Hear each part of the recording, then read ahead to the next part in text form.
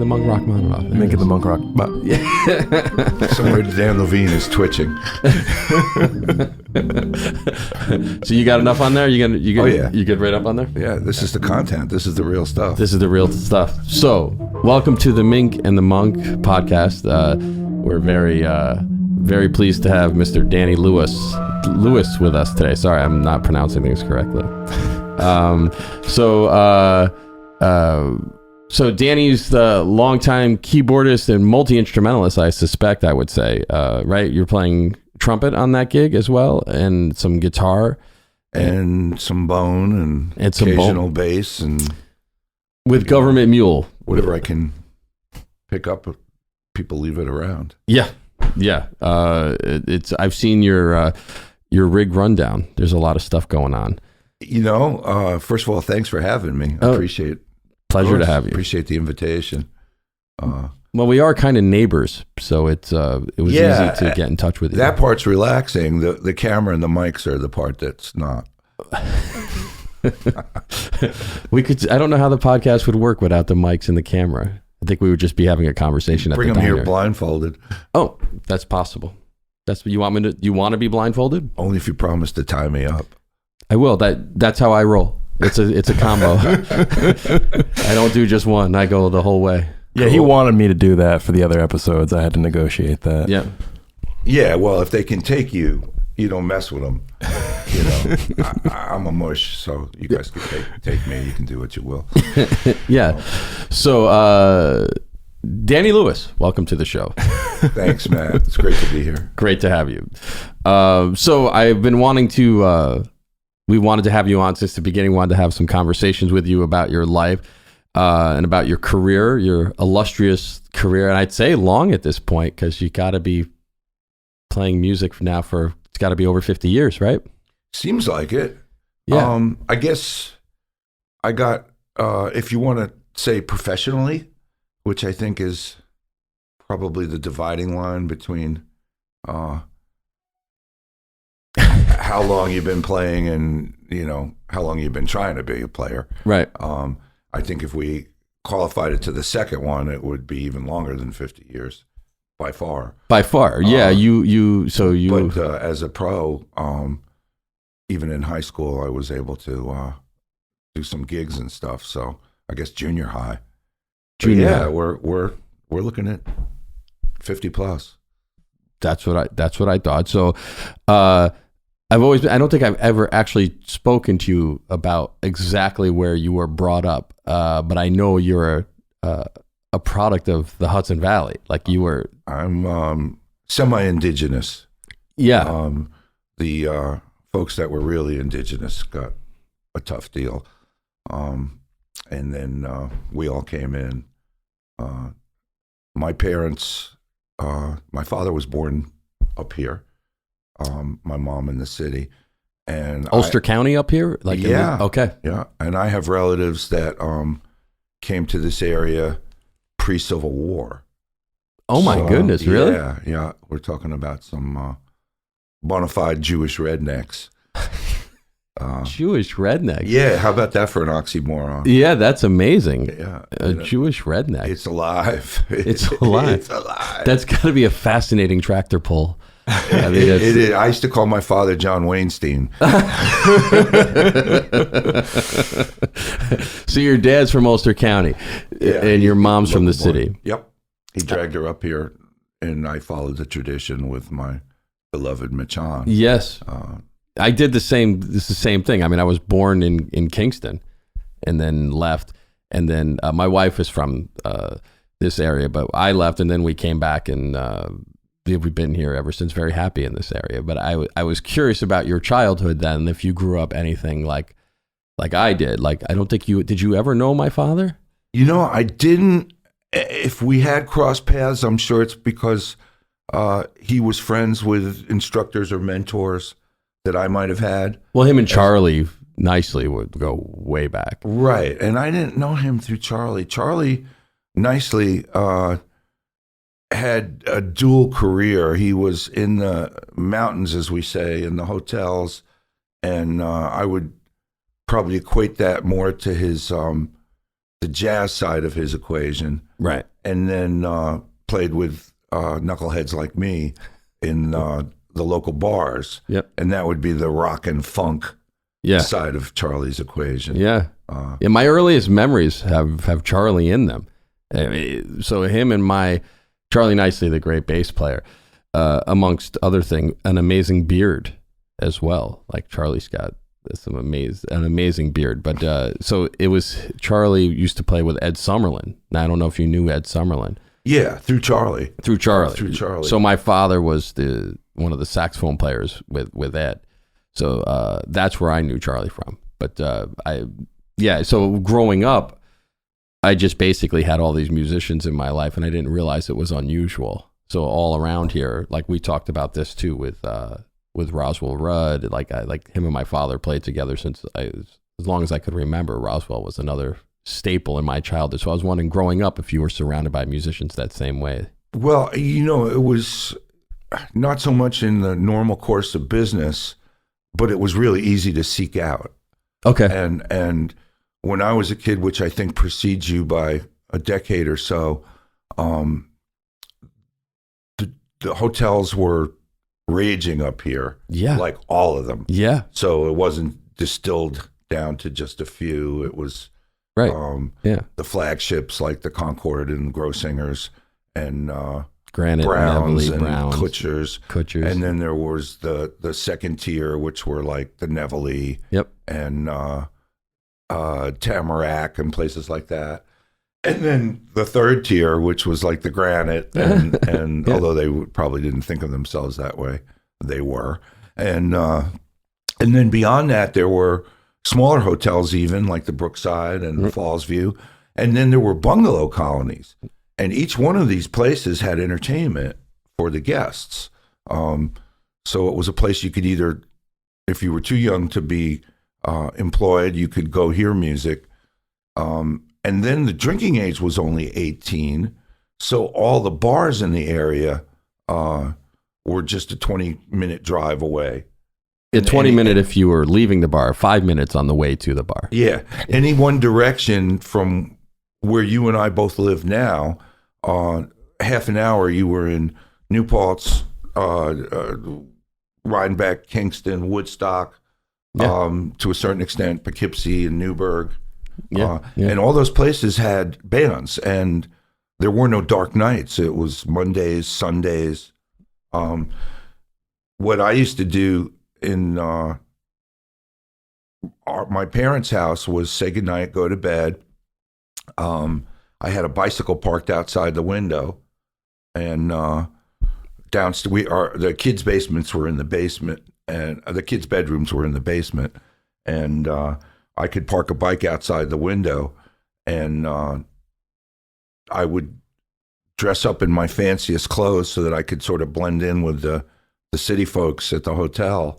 And then I would drive on my bicycle at 10 o'clock, 11 at night. This is like when I was in 5th, 6th grade. Yeah. To one of the hotels.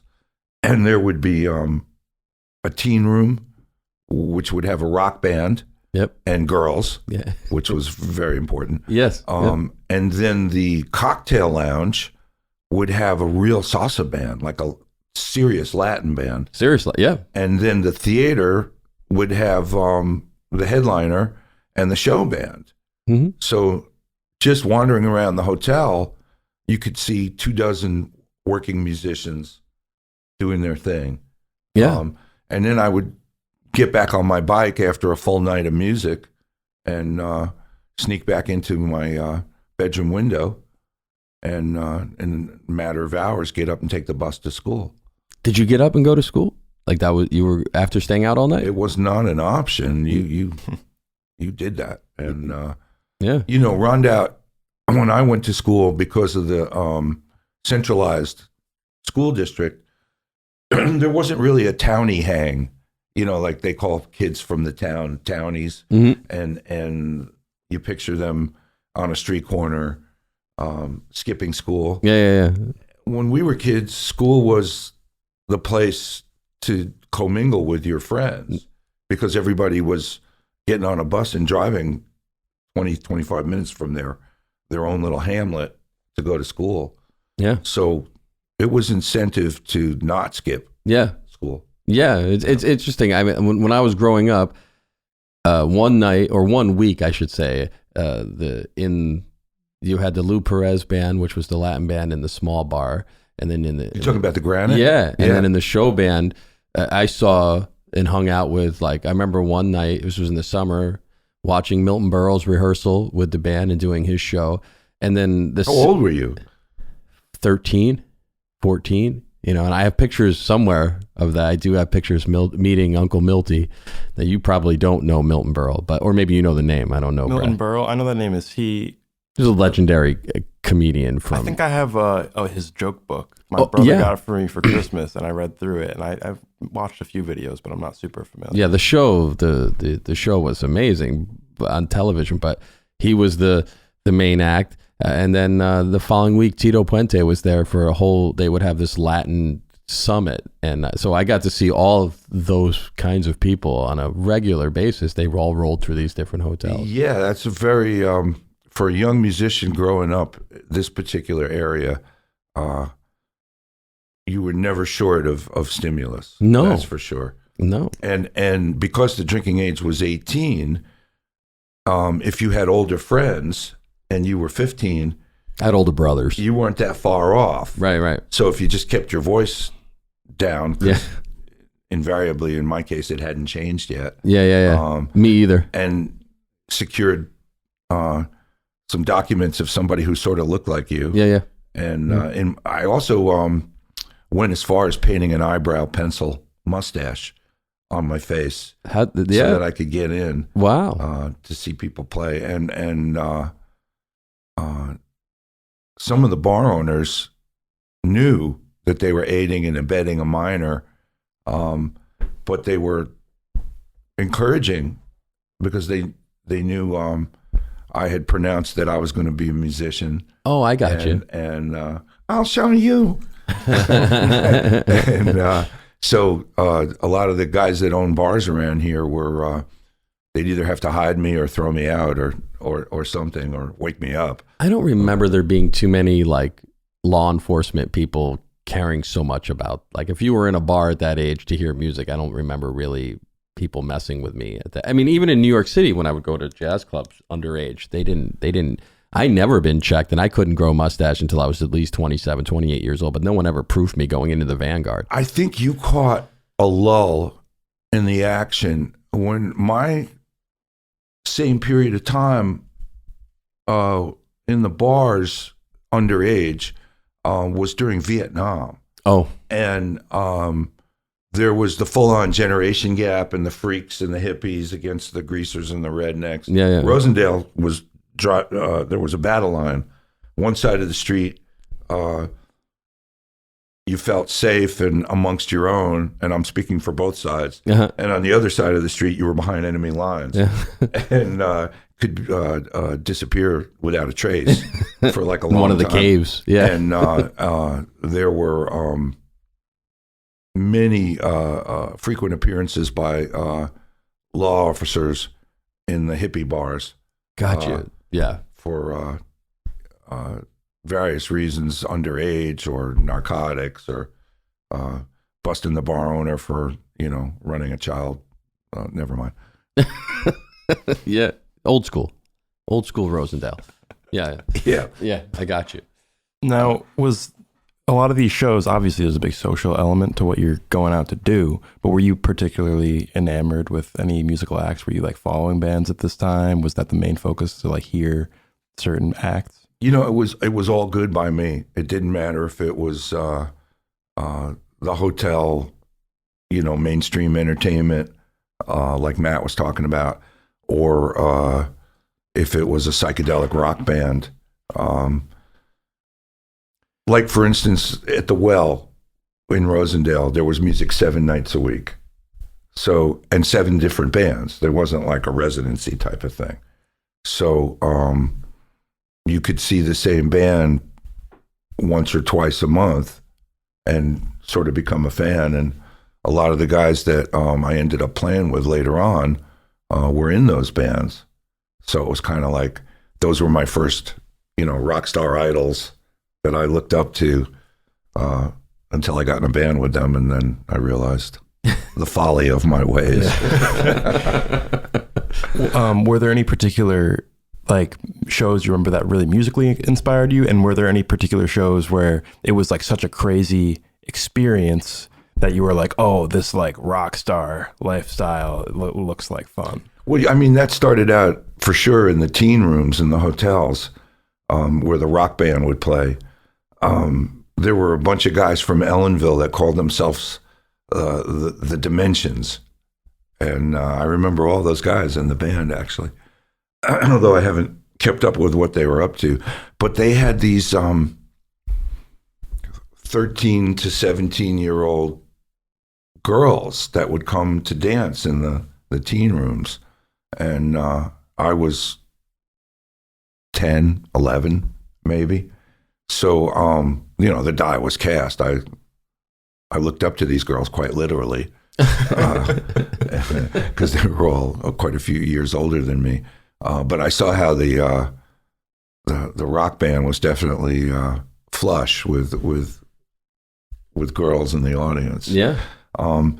In Poughkeepsie, the Chance, which is still open. Yeah. But in those days, there was a club in New York called the Bottom Line, mm-hmm. and they had a rotation that was similar to the Fillmore East. And those bands that played in New York at the Bottom Line would stop over and play in the Chance. So you saw major acts in the Chance. And I can recall, to answer your question, seeing James Brown there. James Brown played the Chance? In the early 70s. Wow. Everybody played the Chance. Taj Mahal, Bonnie Raitt. I think my first guitar concert was I saw Stanley Jordan at the Chance. Wow. When I was like I was young. My mother took me, so I needed somebody who was old enough to get me in. Well, if you saw bands at in New York, the next place you'd see them was the Chance on their way to Albany or to Boston. I never thought about that. It was part of the rotation. And some of the other clubs like the Joyous Lake would pick up those acts too. Yeah. So I saw John Mayall in the 60s at the Joyous Lake. Wow. But that particular night that I saw James Brown at the Chance was like leaving your body. He had the band, the guys. I don't think Bootsy was on bass anymore. I was too young to actually know who the guys were. Now I do. Yeah. And it was just raise the hair on your arms, raise your feet up off the floor, a groove like you've never heard and probably never will hear again. I had no idea that he was that he came through the Chance. I get so he was on tour. There was on the way out of New York, on the way up to North. I never thought. I just didn't know that was a thing. I didn't know that James Brown was there. That's pretty wild. Yeah. I mean, there was. Go back and you can probably Google posters from the Chance. It was full on concert band. And the opening act for Stanley Jordan was the Digital Dolphins, which is Brubeck's. That was the Brubeck band, and that was not Dave, but the kids. Yeah. And Mike D'Amico would have Darius been, and that was the first night that I had seen Mike D'Amico. I think Mike D'Amico was playing guitar in that. He was a guitarist in the area as well, and been playing with that band for now 30 years. I love hearing Mike play. Mike's a monster. He's great. I did a tour with Mike. I guess it was the 80s, early 80s, with Rory Block. No kidding. The blues artist. And shout out to Rory Block. Yeah, she was amazing. Who recorded a lot of her albums? Scott Petito, who will be on the show in a couple of weeks. Excellent. Excellent. Rory had Rob Leon on bass. Wow. And Pete, oh man, he's going to kill me that I can't remember. I'm going to look it up. Somebody in the area? Yeah, local drummer, Pete O'Brien. Oh, Peter O'Brien. Peter O'Brien. Yeah. Sorry, Peter. It took me a second. No, I can't remember names or anything anymore. Well, I looked at my clock and it said 1:11, and the mojo came out, and Peter said, "Me, you." Yeah, and Peter would say that to you. Yeah. You Richard. Well, while we're talking about James Brown, since he came up, I've heard you say in interviews before that your dad used to bring home a lot of records, including James Brown records. And I know you're a great multi-instrumentalist. I know you have a great sense of creating different parts for songs. Thank you. And would you say James Brown's band is a big influence on that ability to kind of find every instrument's role when you're putting together a song? Are there any other particular people you would cite as like a arranging influence to you? That's a good question. I came to being a multi-instrumentalist in service of writing. I always wanted to be a composer. And one of the things I realized was you can write sort of with the flow of an instrument or against the flow of an instrument. Case in point, I was a grade school and high school trumpet player. And if the composer or the arranger knew the instrument, the stuff that you played that they wrote was comfortable on the horn, even if it was pushing the boundaries. If somebody wasn't familiar with the instrument, they would write things that were not so much impossible to play, because I think you can play anything, but just didn't sound great on the instrument, whether it was intervallic, like too big of a leap in too tight of a phrase, or whether it was simply off the end of the instrument range-wise. Yeah. Instruments have an upper and a lower limit, even pianos. And so I wanted to learn how to play instruments so that I could write for them.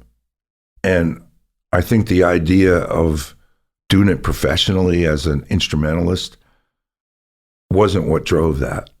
It was really more about, I want to be able to write a really cool drum beat, so I'm going to learn how to play drums, or I want to write a really cool bass line, so I learned how to play bass, or I want to invent a cool guitar lick, so I learned how to play guitar. And it wasn't to take the guitar player's girlfriend? No. I'm just wondering how devious you might have been. What do you call the beautiful woman on the arm of a banjo player? Oh, I'm not sure. A tattoo. But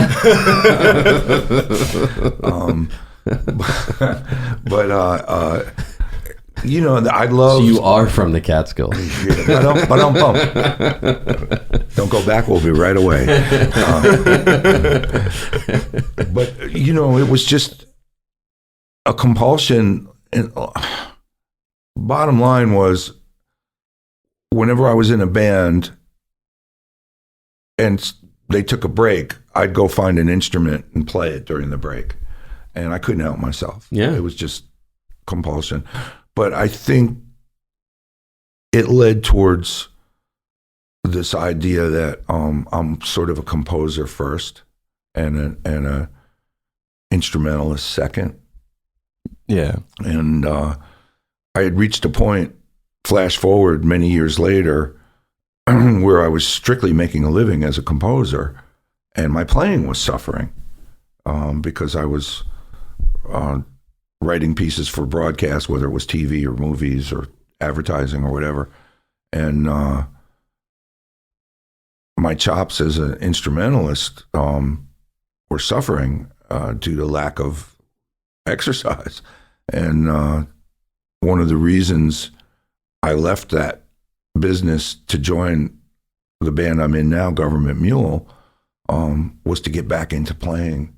And I got very, very lucky because the guys in the band were open to me being a multi-instrumentalist and trying different things on different songs. And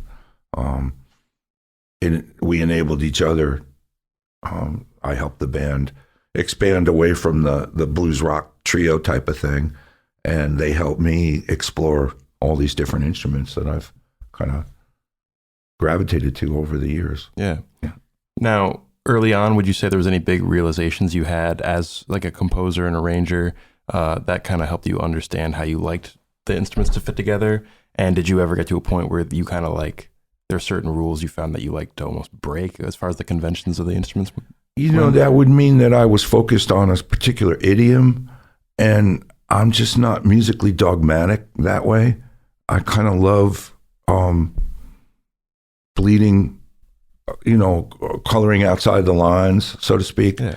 And when you write works for hire that are, let's say, corporate deadline driven, whether it's a movie studio or a TV studio or an advertiser, you're being of service to usually a film or a video and a creative team.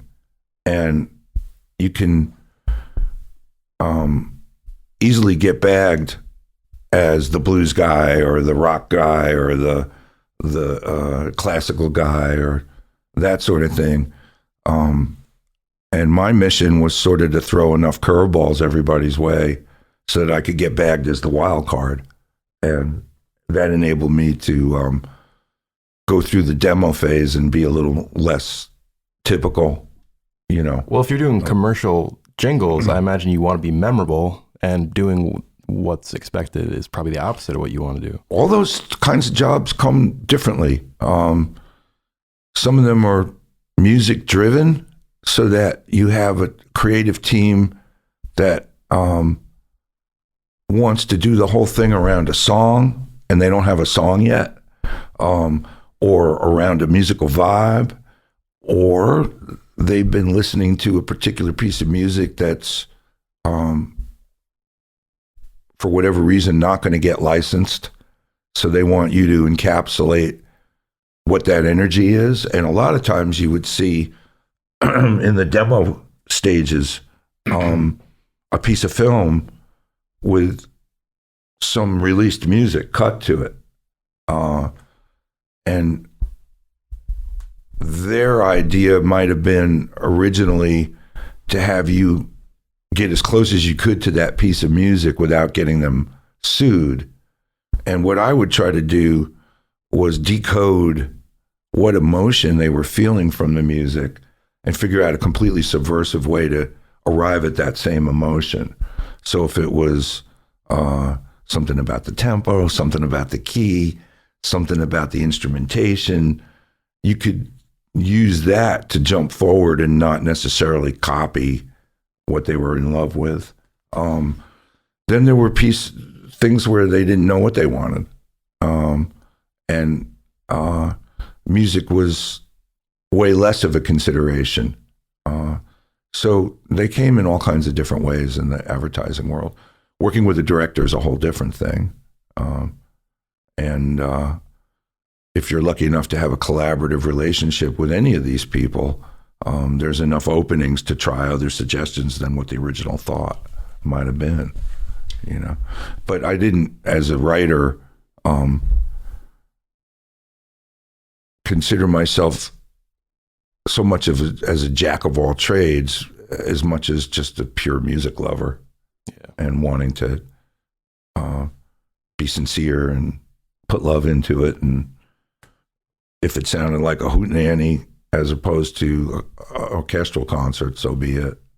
You know, which makes a lot of sense because you'll work at that point if you're open to any of those kind of things and you're serving the music that your career actually in hindsight, that makes perfect sense. Like, so you leave the area and then you go to Berkeley, right? Is that correct?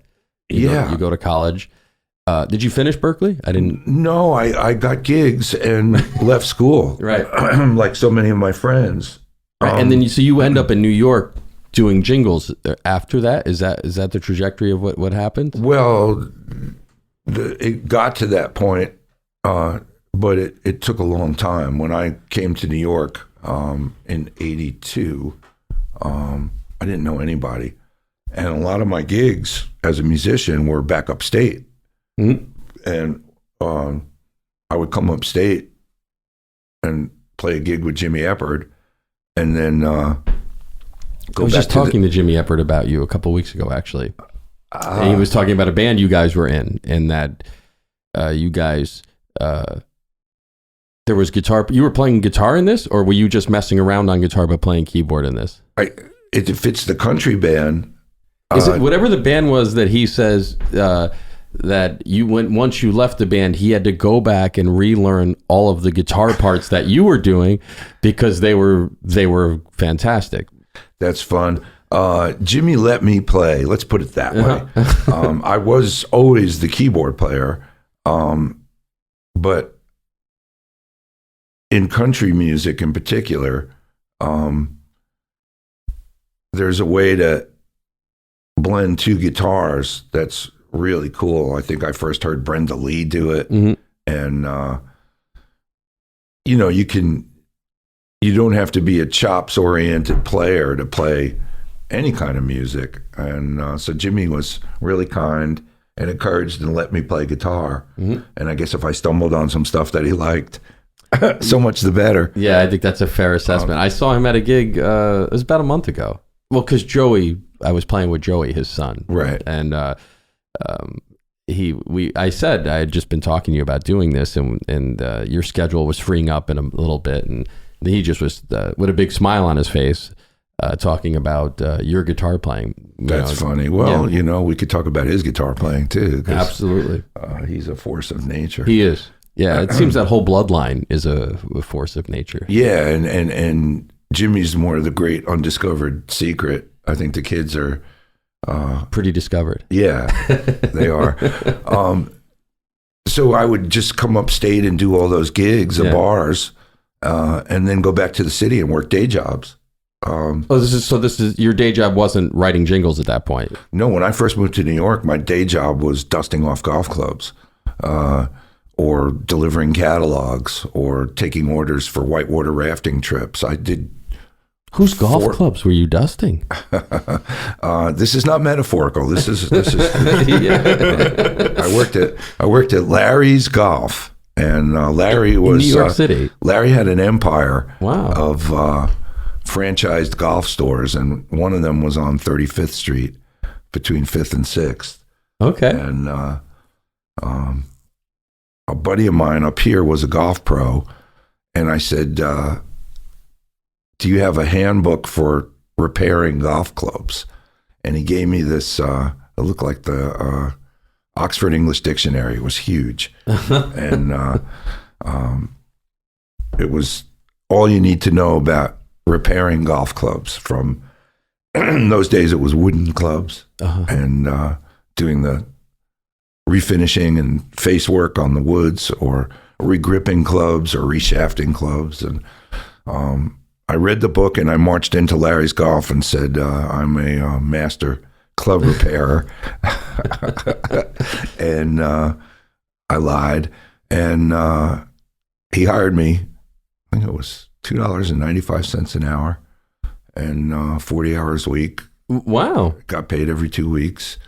And at night, go play the gigs. Yeah. And but my first 5 or 6 years in Manhattan were pretty much that. Until I started ingratiating myself into the circle of musicians around town. And I think even at a certain point, I was so fatigued with playing bars that I took a job pushing a broom in an electronics store, and said that I wasn't going to play another paying gig until I got a record or a tour. And within 30 days, I got both. And yeah, you got a record. So you did a recording? I played on an album, and got hired as a session musician. Yeah. And I ended up on tour with Joe Cocker right there at that same time. But it was always straight gigs and bar gigs and straight gigs and bar gigs. And then finally I got sick of the bars and just did the straight gig. And then somehow or another the momentum shifted, and I ended up with Joe Cocker. I ended up touring and playing on people's records. Wow. I did have some questions about the Joe Cocker gigs, but I have heard you tell the story of how you got the gig with Joe Cocker, and I figured, even though you've told it elsewhere, it would be nice to touch on because it's such a fascinating story. Oh, thanks. Could you go over it a little bit? Well, I was a huge fan, always had been. And as I was making friends in New York City during that same time period we're talking about, I was in a band.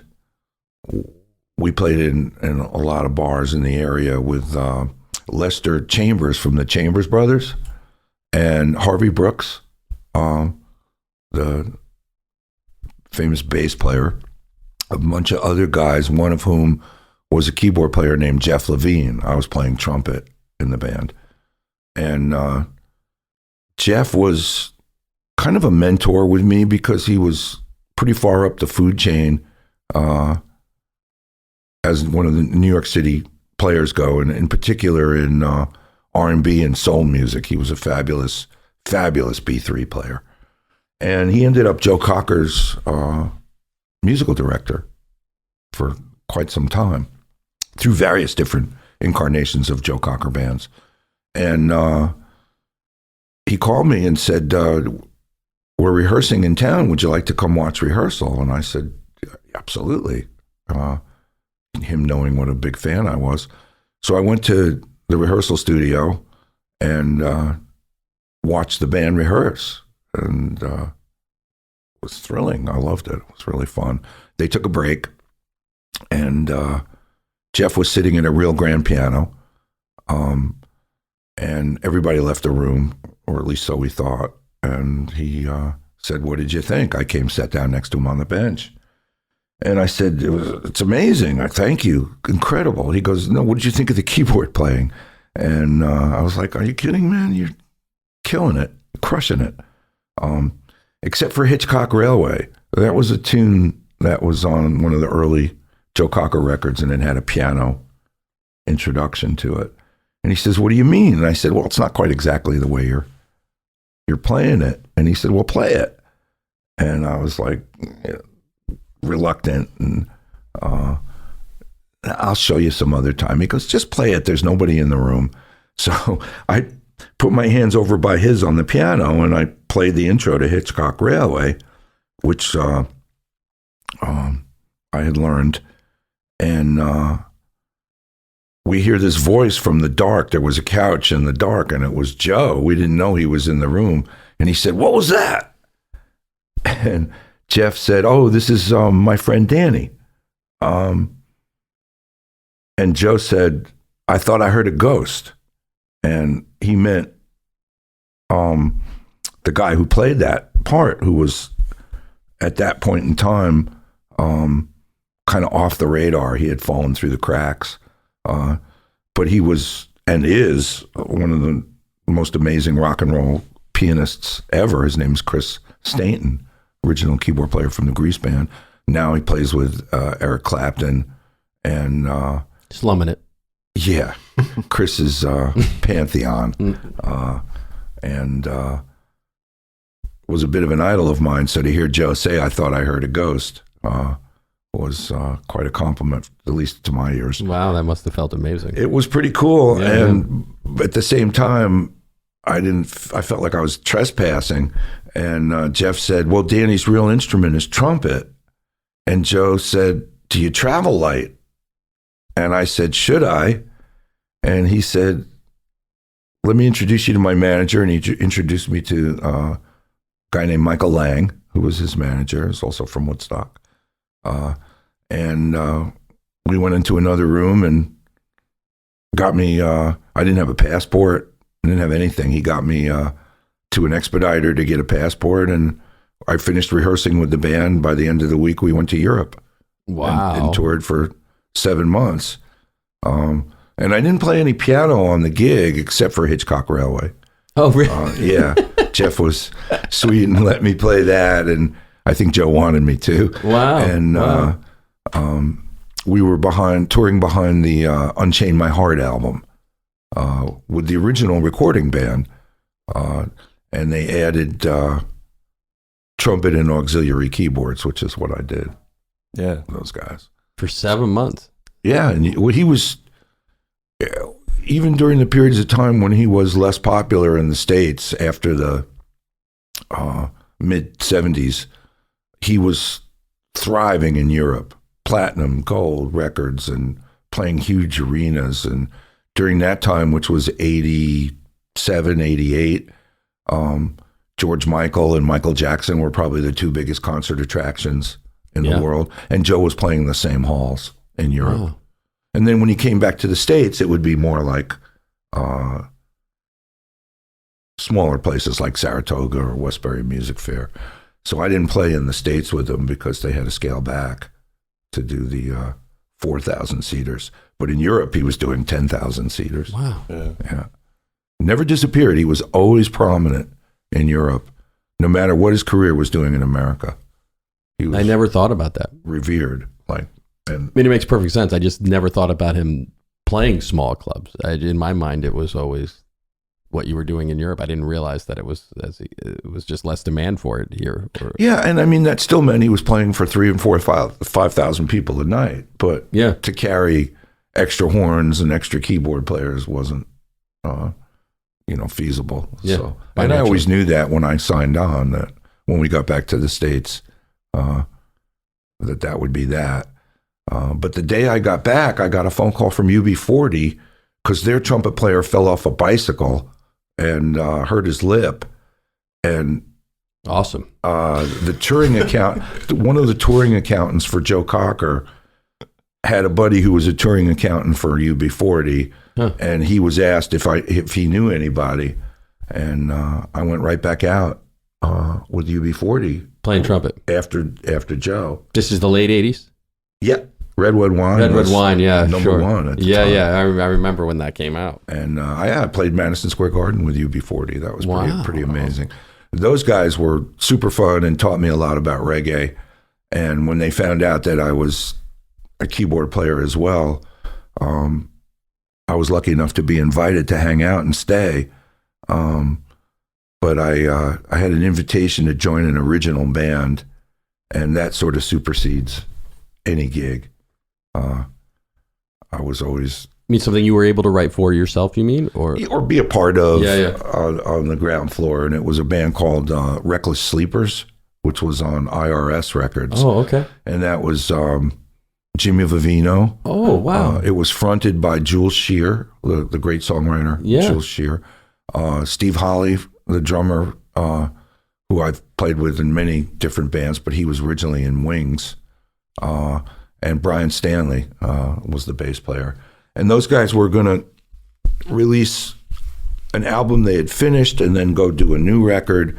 So I told UB40 I was smitten with this original band, and that's what I'd rather do. And I think when I look back on my time as a pro, I've happily left a lot of money on the table in service of trying to be in an original group, and would do that in a heartbeat, regardless of how much money I was making anywhere else. Probably foolhardy, given the odds of original music becoming solvent financially. But I've spoken to quite a few people about that era. Was there when I talk to people about that era, it doesn't seem like. It just seemed abundant with opportunities, though. Like when I think about that now compared to then, I don't know. Did it occur to you that it was incredibly against all odds to have more than one opportunity to succeed with different bands? Like it just seemed like you're like, I'd rather do this, and this is going to. You probably had faith that it was also going to be, for lack of a better word, you'd still be able to survive. It's not so much. I thought about it that far in advance. I was just willing to sleep on floors to play with musicians I dug, on music I dug that started with silence as opposed to playing somebody else's record. Gotcha. You know what I mean? Yeah. The idea of being in a room with a bunch of people and starting with absolute silence or a germ of an idea or whatever, and then creating original music and taking it out in front of people and playing it was the equation. The money part of it, if I was willing to do a straight gig and dust golf clubs, whatever, Yep. You know, it was all about that dynamic of creating music as part of a team and playing it for people. You know, I mean, the rest of it kind of figures itself out. Yeah. You know, you need to get better. You need to dress nicer. You take a shower. Whatever you need to do to get that to the point. But I never thought that far ahead. It was just, isn't this cool? I wonder if other people think it's cool. Let's do it. Yeah, you know? yeah. That kind of relates to one of the questions I had about the Joe Cocker gig, actually. Like, did you get a chance to inject your own musical personality into those songs, or were you just playing parts when you were with him? Other than a trumpet solo or two, we were supporting the records that he had released in the past, his catalog. Yeah. So there's room for interpretation here and there, but, you know, for the most part, these tunes were what his audience wanted to hear. And so you play, you don't while Joe's singing A Little Help From My Friends, get a wild hair up your butt and start reharming. Yeah, I guess I wasn't sure what he wanted. But did you, I mean, obviously you were already influenced him to a large extent. Well, and my role too was, like, as an auxiliary keyboard player, was to play a lot of overdubs, like string parts. Yeah. And these things were part of the arrangement. So if you played it good, you sounded like what it was supposed to sound like, and if you didn't play it good, it sounded like you were screwing up. Yeah. On occasions, there were a few songs where I could just rip on trumpet, and Joe was amazing. He had this incredible ear and an incredible memory, and he would say to me a week after the fact, you know that solo you played on the letter in Antwerp? And I would be like, wasn't that last Tuesday night? And he would be like, yeah, that was the shit. And I'd be like, what do you mean? And then he would sing me some of the stuff I did. Wow. Yeah, he was a marvel. Wow. There was no fluke there whatsoever. And, you know, he had taste as your boss. If you respected that, you kept your gig. Yeah. You know. Now, you were obviously influenced by him from what you had been hearing, you know, before the gig. Was there anything in particular on the gig that really influenced your playing going forward? And is there anything that you learned from him in particular working with him? Well, I was already a giant fan of Joe Cocker and knew every nook and cranny of every album he had ever recorded. So for me, it was more the thrill of just hearing a legendary singer do his thing. And in my monitor,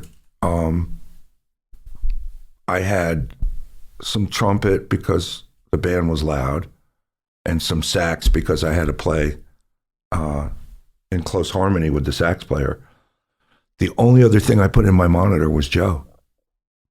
I had a big earful of Joe singing every night. And the rest of the band I picked up from the stage. And, you know, it was more like just this treat of hearing him do his thing every night and being a cog in the wheel of that presentation. As far as professionality and what it takes to be part of a team, being on the road with a close group of people, and sort of tour manners, that kind of thing. That was a good place for me to learn about that. Yeah. Musically speaking, it was kind of set in stone, and, you know, I knew what the deal was. Okay.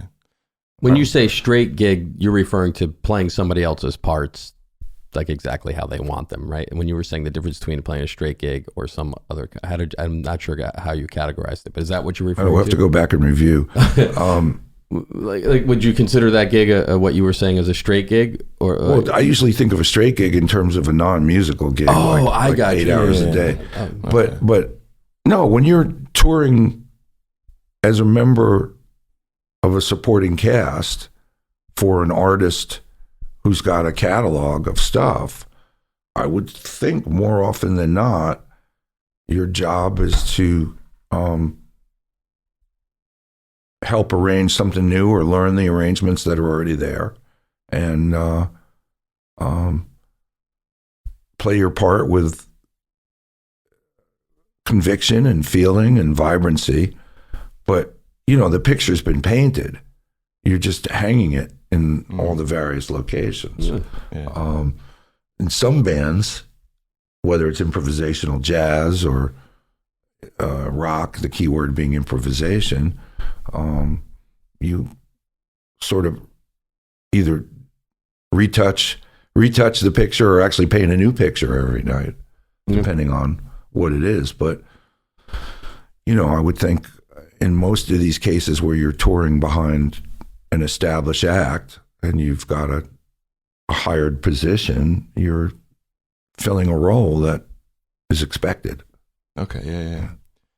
All right, so then you show up on time. Yeah. And you don't noodle between when people are talking and trying to work stuff out, and you get your ducks in a row technically, so that people aren't waiting for you to load samples or tune your guitar or any of those other things.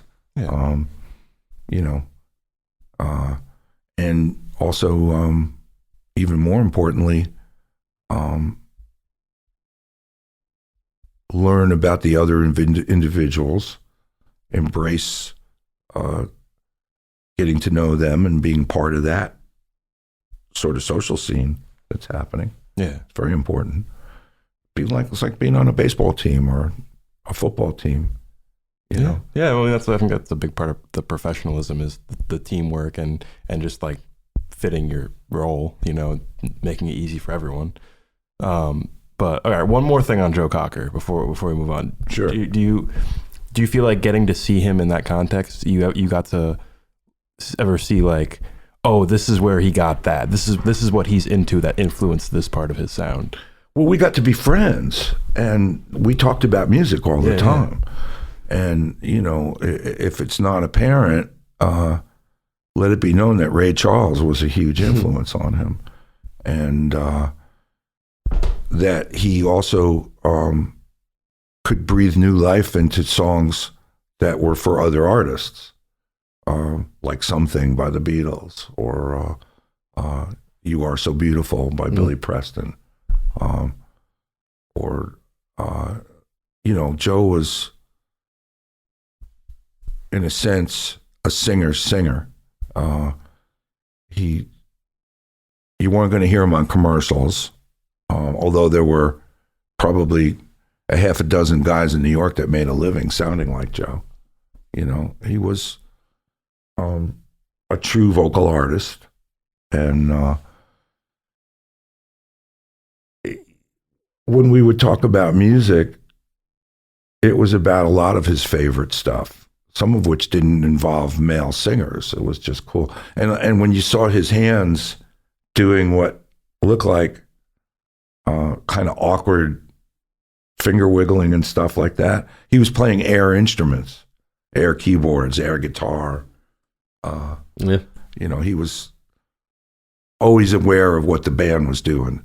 And that's why he had so many great different bands. He had the Grease Band, and then he had Mad Dogs and Englishmen. At a certain period of time, he had Stuff. And he's always had an interest in surrounding himself with different ensembles and different players, because he was a musician as much as he was a singer, even though he didn't play anything. Yeah, Joe Cocker is super bad. I didn't realize that story of how you actually you read that, you said, right? I heard it in an interview, and I knew it's out there already, but I just wanted to hear you say it again because it's such a good story. And yeah. Well, I think the for me, the root of that story is I had reached a point with playing music where I wasn't having fun. I said, okay, I want to have fun playing music, and this isn't working out for me. So I'm going to say yes to what I want to have going on, which at that point to me was records and touring. And I'm going to say no to what's not bringing the love. And for me, when music isn't fun, it's dangerous. My world is built around having fun playing music. And so the fact that I would rather push a broom than play in a bar one more time at that point in time wasn't so much that I was saying no to the bars as much as I was saying yes to what I wanted to do. And whether you call it luck or manifestation or visualization, whatever, I had a pretty clear picture of what I wanted to get into. And I wasn't sure how it was going to happen, but I knew doing what I was doing wasn't working out. So I made an executive decision, and it panned out. It panned out well. Yeah. And so getting that gig as a result of being invited to a rehearsal and having the random chance of Joe hearing me play something in that situation, which the odds are pretty strong against, is less the point to me as much as the point of, this is what I want to do, and I'm going to do it. Yeah. But that story also shows different parts of your character. You had deference for your friend who you didn't want to play that part for him because it was his gig, and you also were like easy to deal with. And then he's telling you, something about, can you go on the road? And you're like, what did you say? Should I pack? Or Joe said that. I'm saying all of the things that mean you can get along with people were clearly evident by that small, other than your playing. You were a guy that immediately showed like, I can hang and participate and not be a pain. Like, you weren't a guy there like, oh, I got to do whatever I can to get this gig. Let me tell them who I know. Let me tell people. No, I was of course. That's just what I'm happy saying. to be there. Yeah. Well, that's evident by the way that whole story went down. Well, I think that's, one of the secrets of happiness, if there is such a thing, is identify those things that float your boat and actively seek them out, And for me, at that point in time, going to a Joe Cocker rehearsal, when one of your buddies in the band calls, I probably had 4 or 5 other things going on, or at least one thing that I needed to do when he called me. Yeah. And I said, I want to do this. This has got to happen. I got to go do this. So, there's a certain willingness and a state of readiness that is. I remember when I was having trouble getting those kinds of gigs, I did have a buddy who said to me, not necessarily in these terms, but it's about being of service and learning to relish and embrace that role. Mm-hmm. And he cited a few examples of some friends of ours that were like A-list, A-call, first call session dudes, where they would play like the greatest thing they ever played in their lives. And the producer would say, it's not quite what I'm looking for. And while everybody's slapping 5, thinking it was the greatest thing since peanut butter. Right. And the producer says, can you try something else? And you have, at that moment, perhaps a reaction that says, did you not hear what I was just doing? Or, yeah. Oh my God, I'm so proud of what I just did. I hate to just throw it away. How could you not? Well, blah, blah, blah, blah, blah, blah, blah, blah. Instead of all that internal dialogue, those guys that we're talking about say, okay, where do you hear this shit? And it's not that you're playing impersonally at all, but that you realize that your role is not to come up with the greatest you part. Right. In service to the music. It's to come up with the greatest part that works for everybody involved. Yeah. And in particular, the person who asked you to do the gig. Right. Yeah. Right. Yeah, there's two ways you can handle that. And I can think of multiple examples just with Steely Dan recordings alone of how different people reacted to that kind of input. Right. You know, like the Phil Wood story on oh, tell me that one. On the tune, now I'm spacing on the name of it, but it's on the Katie Lied. It was Phil Wood solos on one of those tunes, and I played it too. No, that's from Asia, but the I'll remember it because I play it, so I should remember. But Phil Wood's he was a guest soloist on one of these tunes, and he lays down a Phil Wood solo, immaculate, yeah, and they're like. Donald or Walter was like, okay, let's probably along the lines of, let's try it this way, or let's try. And Phil Woods is like, you paid for, this is what I've read. I don't know how true it is, but you paid for Phil Woods. I just gave you Phil Woods. You know, that's the end. We're done. You know, and I think he kind of bounces. Goodbye, Phil Woods. No, the solo's amazing, but I think they wanted to chop it up, do different things with it. They wanted multiple takes to. Well, I think that's a valid. I mean, yeah. When you get to a certain level where people know what you do, or at least they relate to a particular aspect of what you do.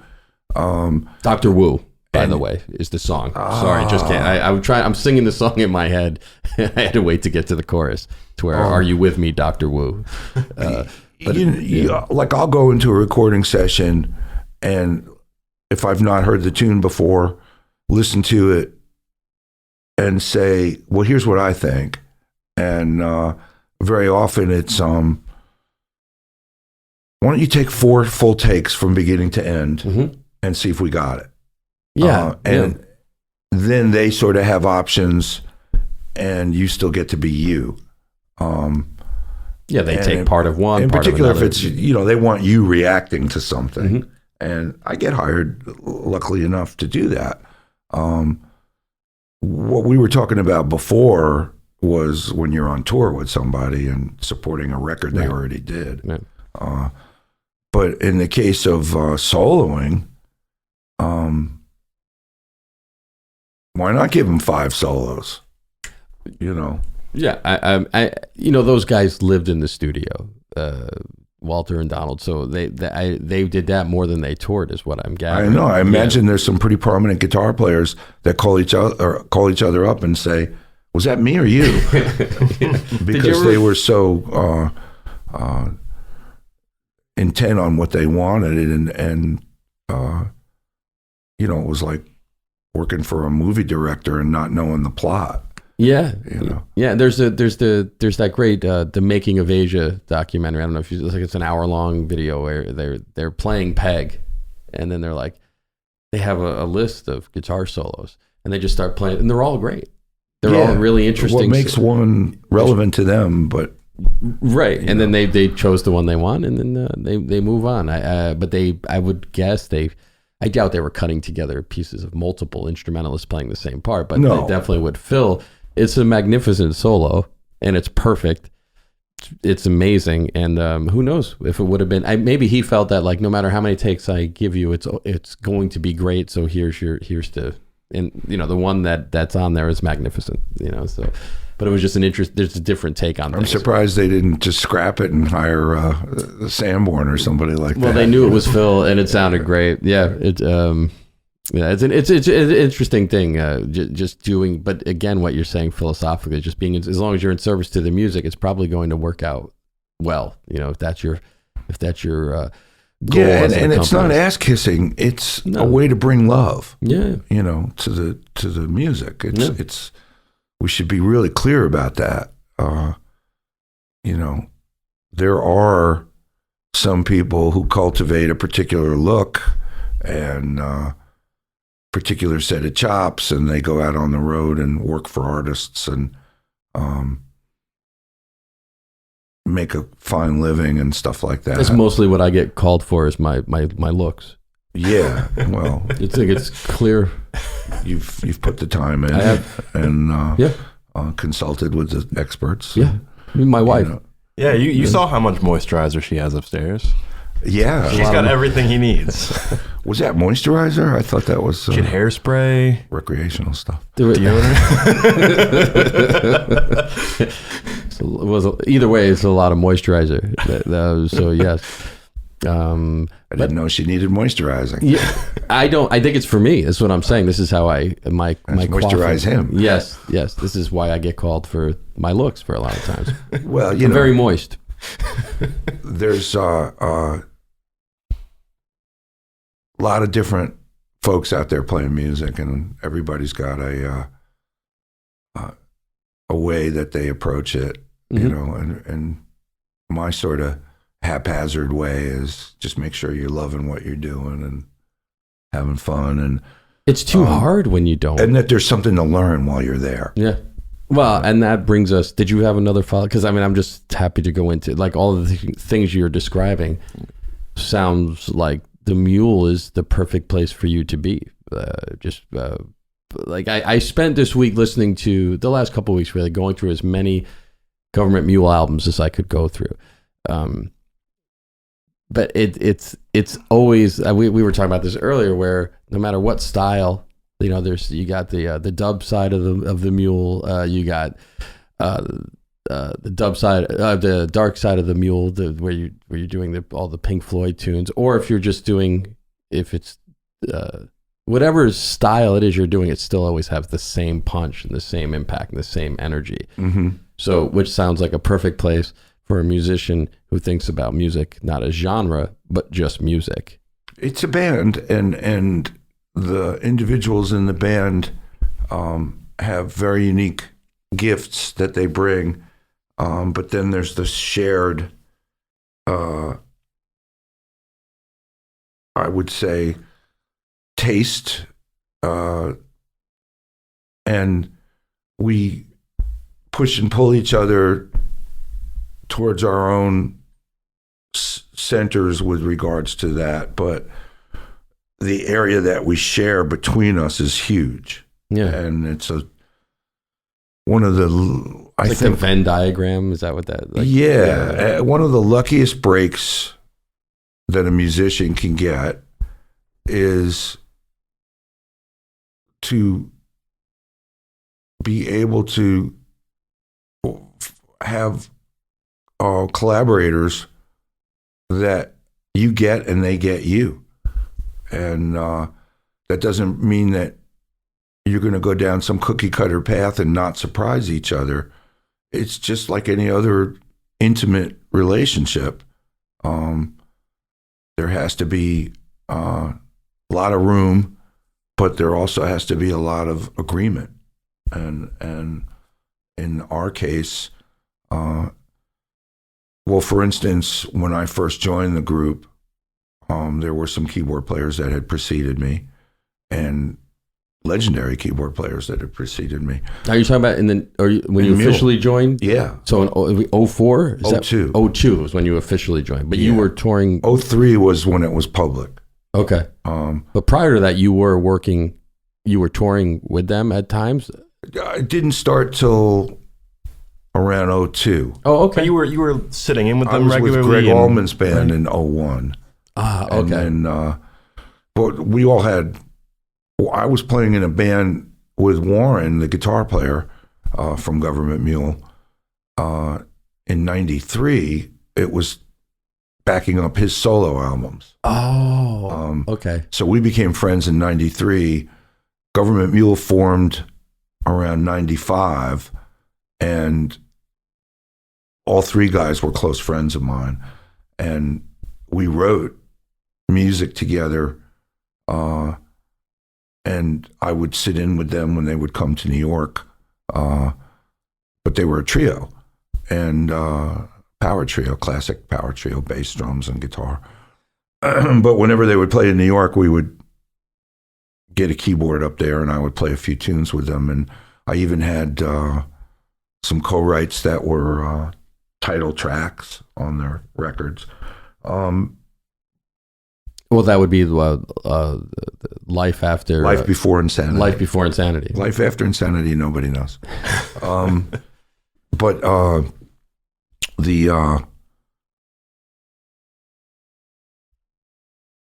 trio was sacrosanct to me. I loved power trios, and I loved Gov't Mule the way it was.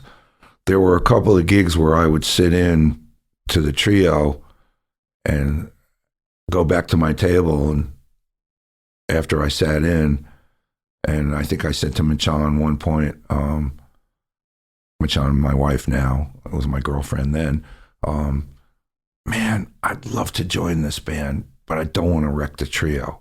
And at that same gig, Alan Woody, the bass player who's no longer with us, would say to his buddies in the band, I think Danny gets it.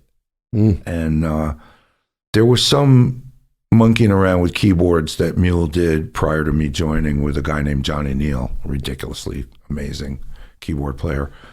And then after Woody passed, they made 2 albums with a different bass player on every song. And I was involved in making those records, both as a keyboard player and as a co-writer. But it wasn't until 2002 that I actually did a tour. And then you were officially, okay. And we did a couple of 2-week tours, maybe 2 or 3 of those. And we had a really good time. And I remember saying to the guys, if you want to keep doing this, I'll stay along. Because at that time they were using various different guest keyboard players. Mm-hmm. And so before they replaced the bass player, they still had a bullpen, a revolving door of different bass players. I was made a member to complete the 3 guys, and then eventually we added a full-time bass player. Gotcha. Yeah, it was Hess first, right? Yeah, Andy, and then Jorgen who's right. now the bass player. Yeah. And so I guess the announcement that I was an official member happened in 2003. But for about 6 or 7 months before that, we all knew. Yeah. So let's how's life on the road these days with COVID? Wow. Well, it's kind of what you'd think. We protect, socially protect each other, so we don't have guests backstage, although, if you want to get tickets for a friend, you can do that, but we don't have them come backstage. Gotcha. Number one. Number two, we didn't dine indoors. We wore masks outside of the confines of our own closed environment. So I kind of wore a mask. I'd already been vaccinated, as everybody else had in the band, but too many of our colleagues were canceling dates because of positive test results. Or they would go into a municipality that canceled the dates because of their city or the venue or whatever. So we just tested virtually every day, and we wore masks when we weren't on the bus. The crew wore masks when they were on the bus with us. And we ordered out, Grubhub or any of those delivery services.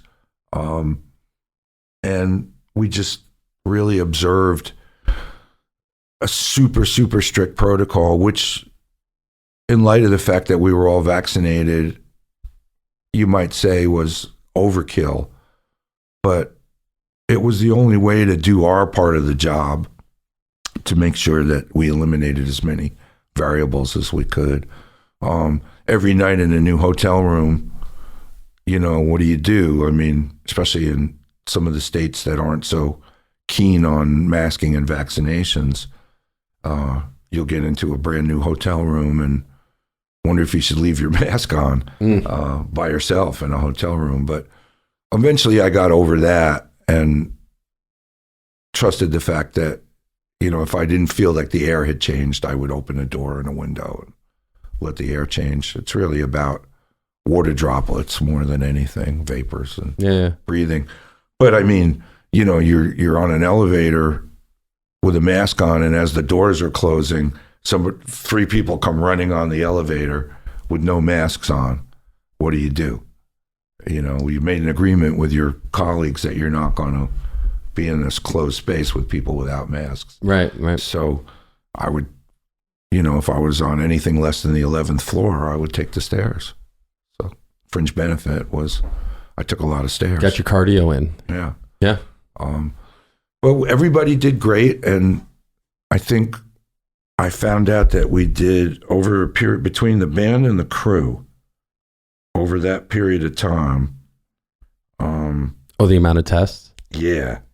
Are your nostrils still burning a little bit? 569 total negative tests since Salt Lake City, which was our first date. Per person or total test? Total tests. Oh, wow. And there's total with the band and crew and the drivers, maybe 16, 17 of us. So 4 or 5 times a week you're doing that. Yeah. Depending on whether the venue's doing it as well. Like when we did the Outlaw tours with Willie Nelson, each venue did a test, so we didn't do ourselves. Gotcha. But if there was a gap in time, we would do ourselves. I just tested, having been home for 3 days. I just tested yesterday. Oh, you have a kit at home? Yeah. Oh, okay. You know, and these are rapid tests, so you could argue that there's a potential for false results. But if you do enough of them, eventually you're going to uncover something. And luckily for us, we made it all the way through with no positive tests. And for COVID. Yeah, for COVID. But, you know, we wore masks. We'd get off the bus to walk to the stage. We didn't use the dressing rooms. Oh, wow. And we get off the bus with a mask on, walk to the stage, take your mask off on stage, play the show, put your mask on, and go back to the bus.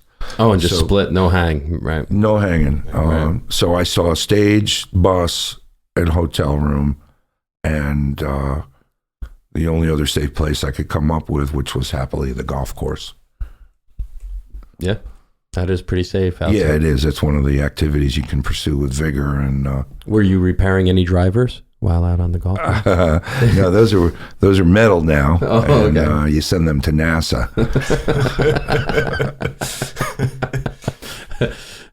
Did you have something? Well, I was going to ask about the album that's coming up. I know you have 2 albums worth of material ready to go. And I believe I heard you say you've got one that's more of a rock-oriented sound, and the one that you have some singles out for now is more of a like a blues-oriented sound. And you know, I love the sound of the singles so far, so I was kind of curious to know about your influences a little bit. You know, the blues has kind of crept its way into so many styles and people's sounds. Do you have a particular favorite like treatment of the blues and its history? Like, you know, for me, like I'm a big fan of Johnny Guitar Watson, the influence he's had on Frank Zappa, you know, the blues sound in Charles Mingus's compositions. I mean, is there a particular artist for you that has molded that into something bigger that really has affected what you like to hear? You know, it was so pervasive in the music I grew up listening to.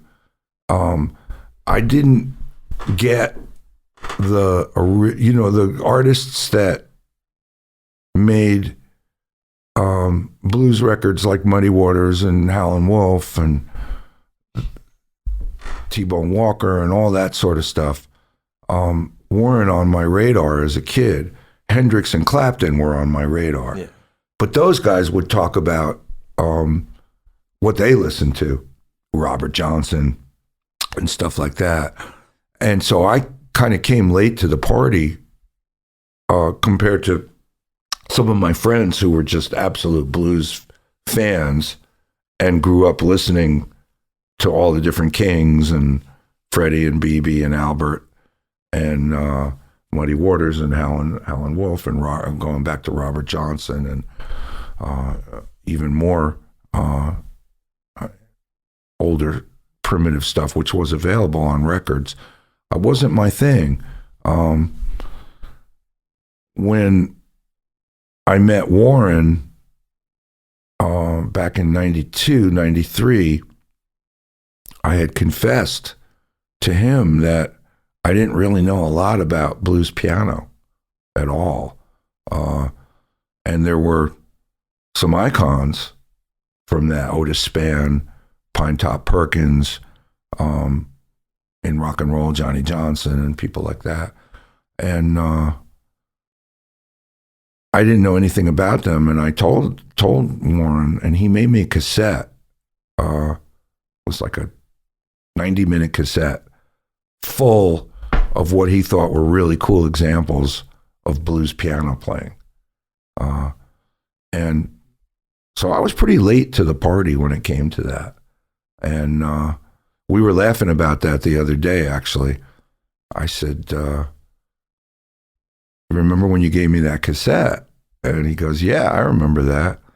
I said, I didn't have a clue. And he said, very sweetly, my, how times have changed. Yeah. So, it's never too late to learn stuff. Mm-hmm.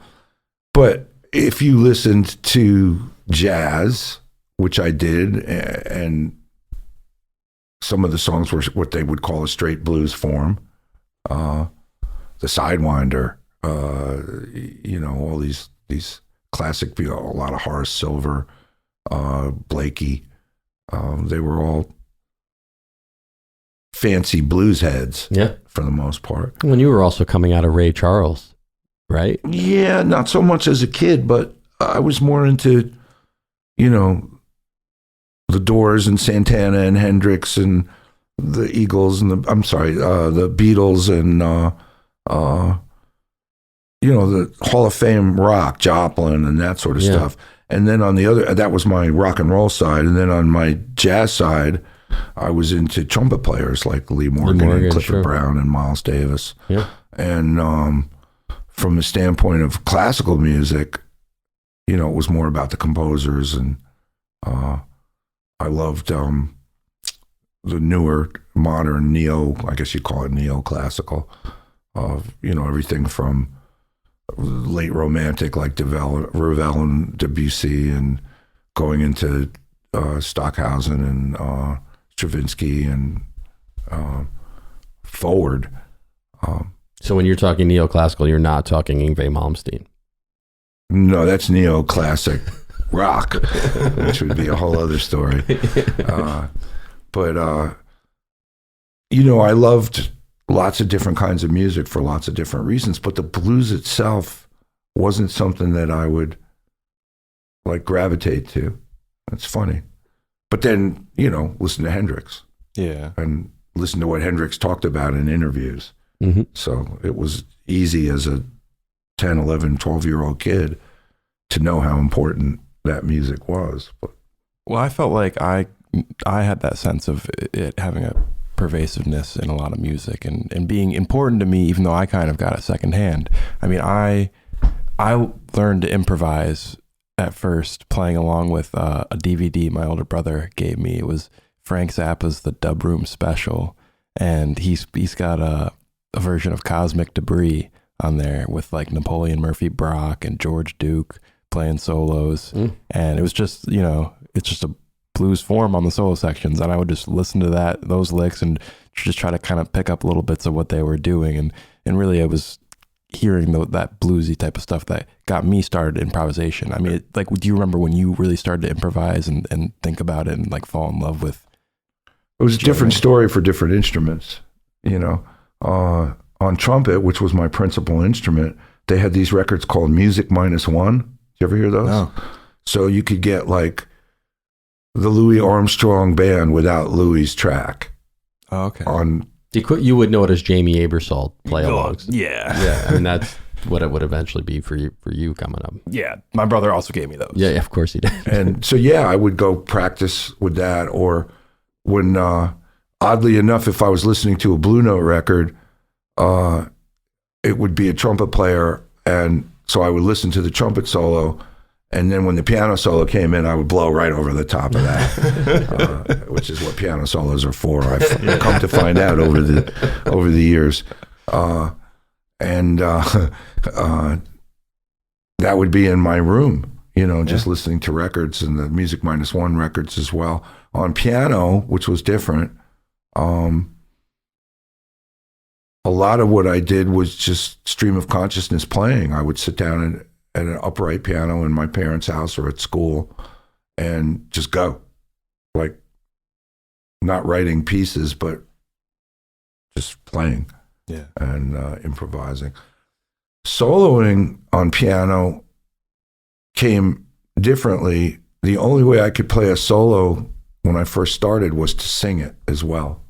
Okay. So, and I think that's a great suggestion for anybody, is if you can play what you can sing, it'll probably be more true to your musical core and your truth as a musician than if you learn licks and try to reconstitute those, regurgitate those. That's a famous story about Felix Pappalardi and Leslie West in Mountain. Leslie was kind of a shredder and was playing solos on the first tracks that they were recording. And Felix busted him and said, "Hey, man, if you can't sing it, don't play it." I'm pretty sure Lenny Tristano used to teach that way as well. Well, and that's why you have, you know, like real lyrical. Yeah, exactly. So on piano, I used to scat along with my solos, and I could play a lot more doing that than I could just like trying to play a solo. Yeah. So all the bands in rock, I called them, I didn't understand what jam bands meant. Now they say jam bands, you know, but Cream jammed, Hendrix jammed, Santana jammed, hell, the Doors jammed. Yeah, they did. And, you know, you would hear live tapes of them taking it out in various scenarios. And when I was a bass player in power trios, which I was as a kid, you know, you learn the part, but then in the solo section, you jammed. Yeah. Jefferson Airplane was a jam band, you know. Yeah. So coming up through rock, it was all about improvising for me. Yeah. And then jazz, of course. Classical, not so much. Yeah. Yeah, and in the Mule though, I mean, when you guys are, it's still what you originally said. It's like whenever there's a solo happening, it's still in service to it never fails to be part of the tune that you're actually playing over, which is, I think, a huge thing. Like, it still maintains, you're not just, oh, it's G7, let me go off on G7. You're still in service to what the tune is. Mm-hmm. I think that speaks about what you would call storytelling. Yeah. And songs are a story, the lyrics are a story. Instrumental music tells a story. Yeah. You know, great symphonies are like novels. They're like stories. Yeah. And a solo, in my opinion, is also a story. You know, you're not going to go up to somebody and say, man, last Tuesday, I'm going to the theater next week. Did you see that meteor? I mean, that could be a solo, but it would tend to be snippets. Yeah. Well, they have drugs to help you tell stories like that, or drugs to keep you from telling stories like that? Well, you can add the word "and" to all of that. Yeah. You know, and start to string together a sentence or a thought. I don't like getting too dogmatic about anything. Yeah. Because I think happy accidents are the most fun of all. My parents told me that I was a happy accident. Uh-huh. So that me and my siblings, I don't think any of us were actually planned, and now we're called happy accidents. I asked my parents if I was a happy accident, and they told me I was half right. Nice.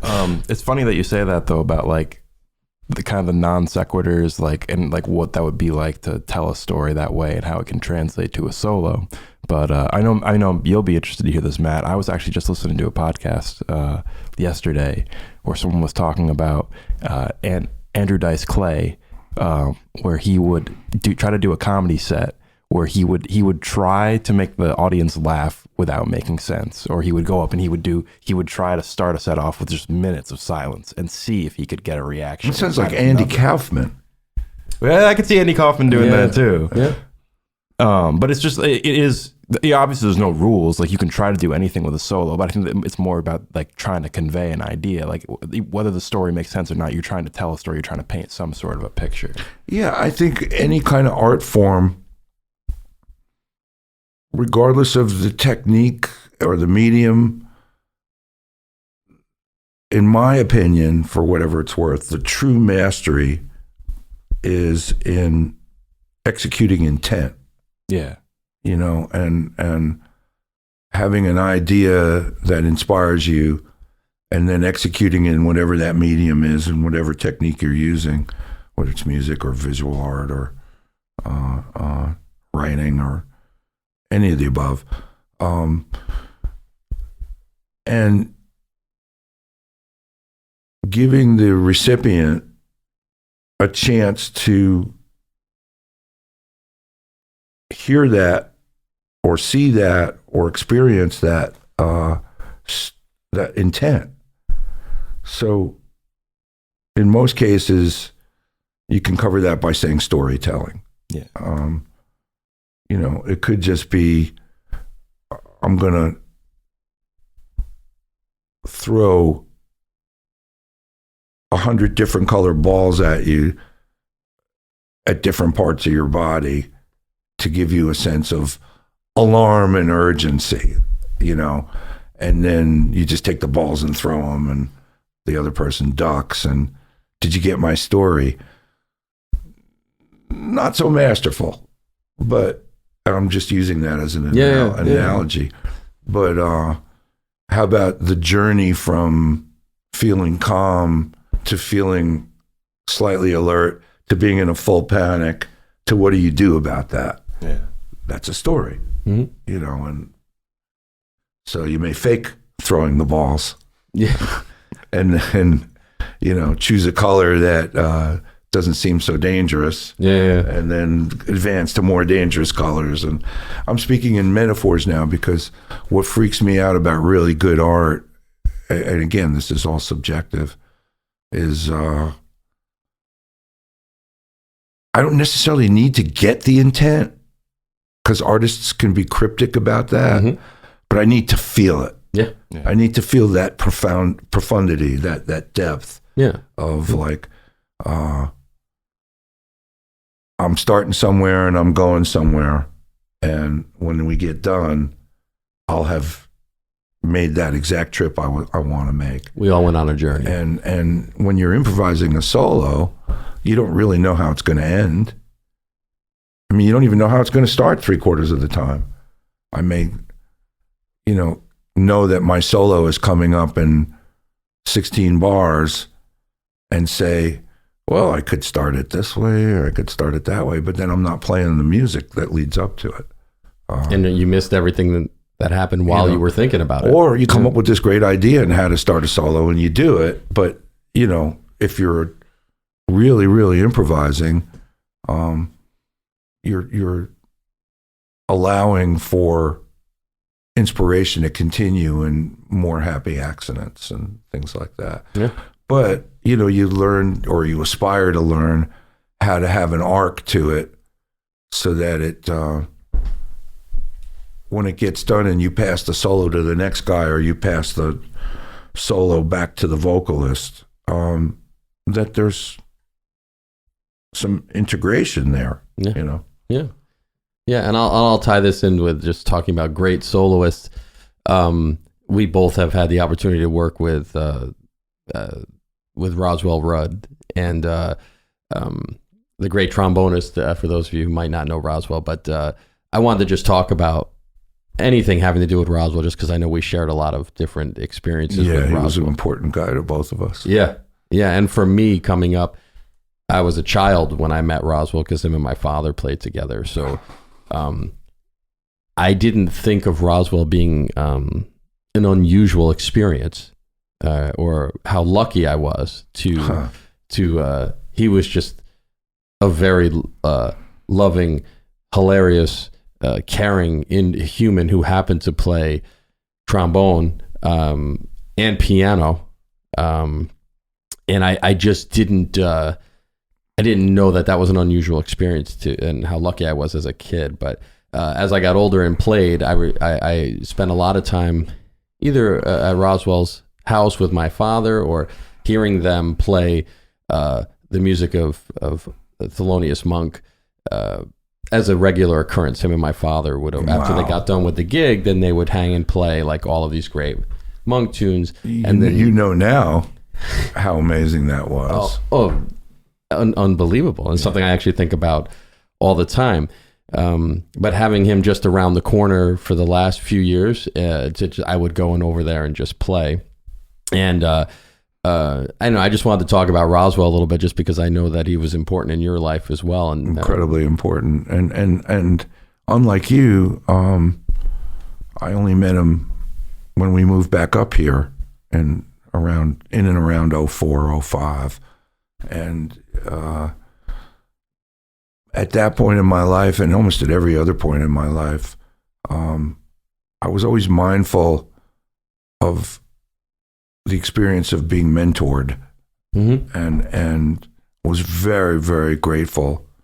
I am very, very grateful about my own personal exposure to mentoring. I've been most fortunate and above and beyond music. Going back to my dad and mom and various teachers in my life, whether they were from school or not, I kind of hit the jackpot with regards to mentors. And at a certain point in life, 60s, 50s, whatever, when you're older, you get to provide that to others as well. And opportunities to be mentored grow thinner. Not that you won't learn something from somebody, but the mentor relationship is a different thing.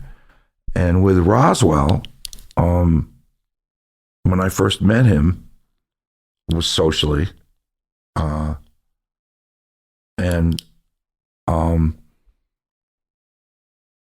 it went right from acquaintance to friend to mentor, like really fast. And I couldn't believe my fortune, my great good fortune of having a mentor later in life, you know, and having somebody who gave me that feeling of being in the presence of somebody whose intent towards you was beneficent and educational and supportive. Yeah. And, you know, like any mentor would be. And then the fact that we actually got to play music on top of that was just a bonus. Whatever he was doing in life, it was like, I never thought about it as, oh, this is music and this is not. He was always just Roswell. He just happened to have a trombone in his hand or a piano under his fingers, you know, but he only was the way he was. Like you know, some people you're like, oh, there's multiple sides to that person. Like with Roswell, I never partitioned it. He was engaged from the moment. Like I remember walking into his house a bunch in Verna. Roswell, he knew I loved his coffee. So he would just ask me if I wanted coffee, and then he would joyfully make a cup of coffee for you. And then it was the most delicious, whatever he did. He had some way of doing it, but he approached it the same way that as if you said, let's play Confirmation, you know, or let's play whatever tune, or we spent hours talking about, you know, just going back and forth about, you know, Horace Silver came up a lot. Herbie Nichols was another one. Yeah, we worked on these curating that stuff. Yeah. Yeah. And he had this book that he wrote about Herbie's music. I have it. It's great. I have that too. Yeah. And no matter what, if we were talking about Herbie Nichols or we were talking about coffee, it was the same Roswell. Yep. Pureness of spirit, or however you want to describe it. Yeah. There were times where we would have a dinner engagement he and Verna would come over to dinner, or we would go over there. He would come over to my house for dinner, and before the amenities, would walk over to my piano and drop a piece of sheet music off, and not say anything. Yeah. And then we would have dinner, and later I would go explore what he left for me, and then call him up and say, "All right, I think I got it." Yeah. And play it for him. He's like, "You don't have to play it so fast." Yeah. He was proof to me that you're never too old to have somebody come in your life and teach you. And he was that guy to almost everybody that knew him. He was also never too old to be on the receiving end of learning something, which I always thought was like, at the time that we were hanging out, I was really into this Kurt Rosenwinkel record, and I still am, called The Remedy. And I transcribed this tune. I don't know how long it took me. I don't know if you know that album, but it's a bit of it's a tune, and it has 3 distinct sections, and they're all have their own challenges. And every time we got together, I wrote it out. He wanted to play it, and that tune, I still can't play that tune. I can't play over it. And then, but Roz he thought of it as a great workout, and there's no way. He just didn't look at it as like, oh, I'm uncomfortable with this, so I don't want to do it. It was quite the opposite. I think he kind of still at that age was still looking for that disruptive thing that would still get his creative. It was a challenge to him, but he was curating those challenges. Even he was glorious, just a glorious spirit. Yeah. And I think our feelings are very similar to almost everybody that knew him. Yeah. It was so consistent and loving and caring and specific to each person he met. Yeah. Yeah. Everybody had their own Roswell experience. That's right. Yeah. That's right. I wrote a lot of tunes on his piano. I would go up there just to write. The grand in the living room? Yeah. And the piano would teach me what it wanted me to play, and I would follow it. And then Roswell would say, "The Heavenly Half Step." And I'd be like, "What?" He goes, "Yep, that's what the title is." He would title my he would title what you, oh, wow. And then go, "Write a bridge." And I'd write a bridge on them. It's the impact of a soul like that, if you're lucky enough to have met, is profound. And in my case, I'm lucky enough to have known souls like that almost all of my life. Yeah. And Roswell was clearly the last and most prominent that way. Yeah. I can't imagine what being a little kid around Roswell was like. He didn't talk to you any different than he did anybody else. That's what was. And my parents were like that too. Like I grew up around lots of musicians, and they all seem to have that. Like you're just relating to you as a human. You're just a smaller human. But Roswell was. He was just a staple in my. I think I probably was. Maybe it was like 10 or 12 when I first met him. Maybe 10, 11 years old. But from that point on, he was constantly in my parents' lives, like either playing with my father or at the, party at the house or somewhere, whatever it was. And then I was fortunate enough to be able to record with him and do a couple things. And then we did the love song for Roz. We did that for Roswell. What a fun piece of work that was. Yeah, it was. Yeah. And have you heard all the different arrangements that have been done? Oh, I did then, but not since then. Monorama, some amazing, cool arrangements of that song. Yeah. Yeah, Roswell, it's funny because he was hip universally, but not fashion-wise. So in other words, everything he did was hip. It was hipper than The Room. Yeah. But he didn't know the horn arrangement to "I Feel Good." Yeah.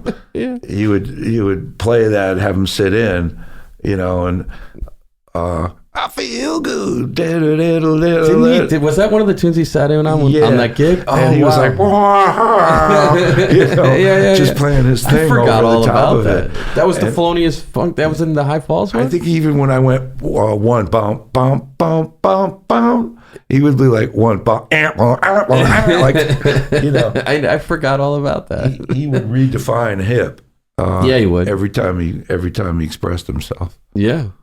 Yeah, what I'm so glad we got to share in that, you know, with him, you know, and all just whatever way it manifested. But what an amazing experience to have a Roswell Rudd in one's life. Yeah, it's you know, you get elevated to family status so fast. Yeah. You realize that what we're talking about is that we're all family, and that he embraced and lived life that way. Yes, sir. And beyond, it wasn't just people, it was nature and the cosmos. And, you know, he had that open channel. Yeah, that's a great way of putting it. It felt like he did. Yeah, I'm sorry you didn't get a chance to meet Roswell. You would have enjoyed him a lot. You know, Monk was that way, nice. I would imagine, although I didn't get the chance to meet Monk. He was probably that way.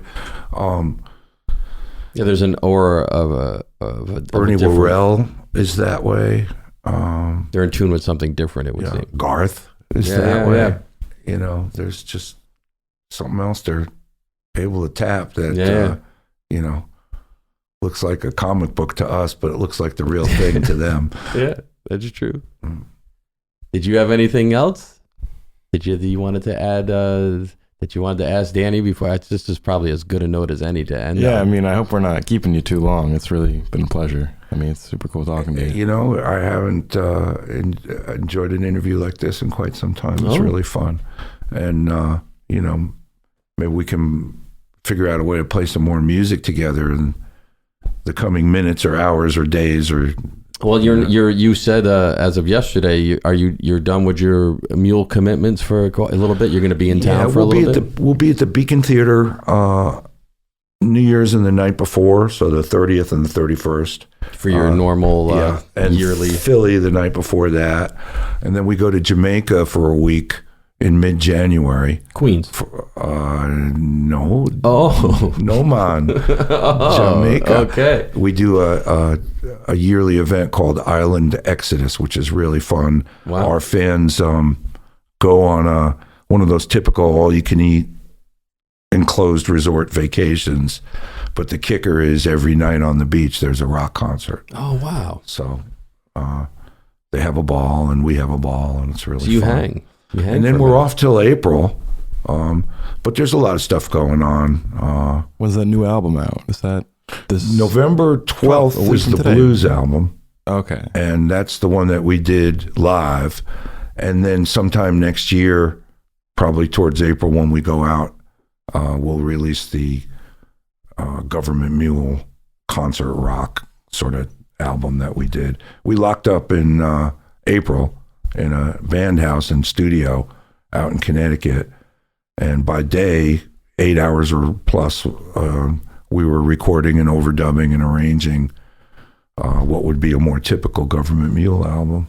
And then at night, in a separate area in the studio, we set up with small amps, different drums, different keyboards, and went on the deck and just threw down live blues tracks. That's what the blues album is. Wow. Heavy Load Blues.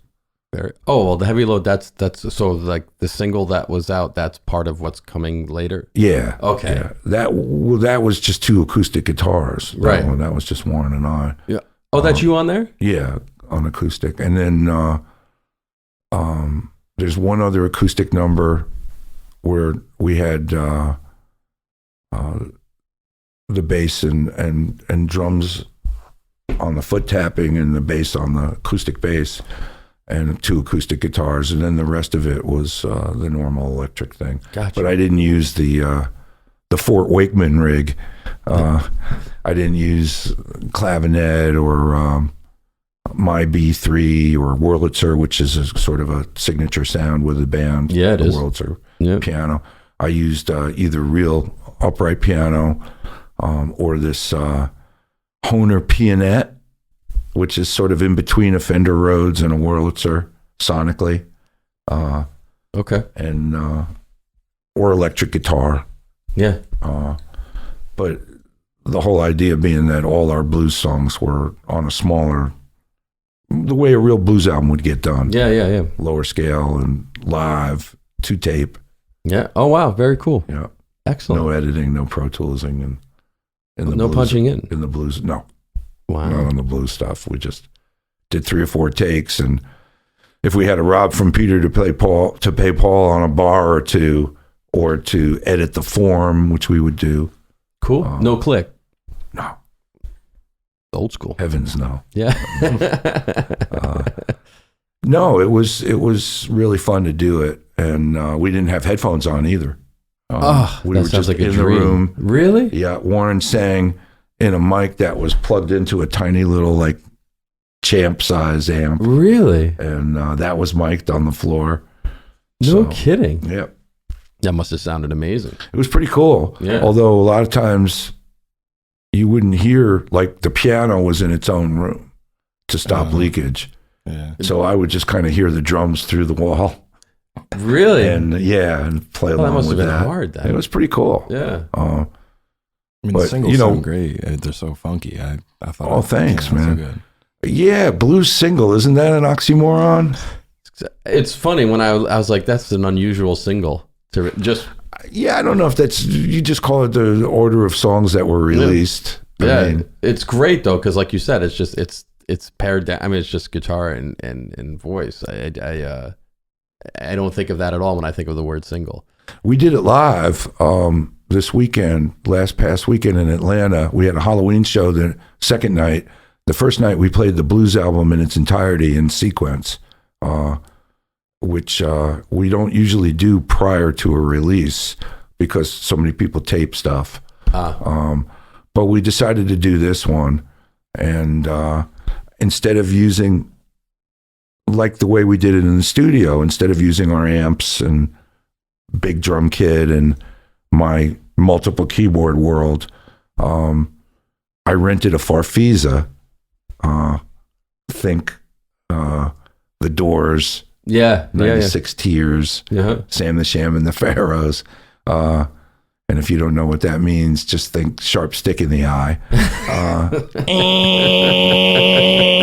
With different notes. And we did the whole blues record that way. And it was really, really super fun, especially the acoustic numbers. To sit, I have never ever played an acoustic guitar at a Gov't Mule show live. And, with Warren, who's such a master at guitar, it's really a super kick for me to tag along and play a little bit. Yeah, he's extra. I actually every album I've checked out, I always seems to be a different side of Warren, which I find amazing. And then especially, I didn't know about the Schofield, the album, like John Schofield, like Scomule. Did you? I don't know if you got it. I saw that and I figured it was a Schofield thing, but I didn't get around to listening to it. But to hear Warren play like that, like it's different than I've ever heard him do anything. He was like They influenced each other. It's amazing. He brought John more into the rock and blues world, and John brought Warren more into the fusion type of world. His sense of it still sounds like Warren, but he's going for different things. Yeah. And he's reacting.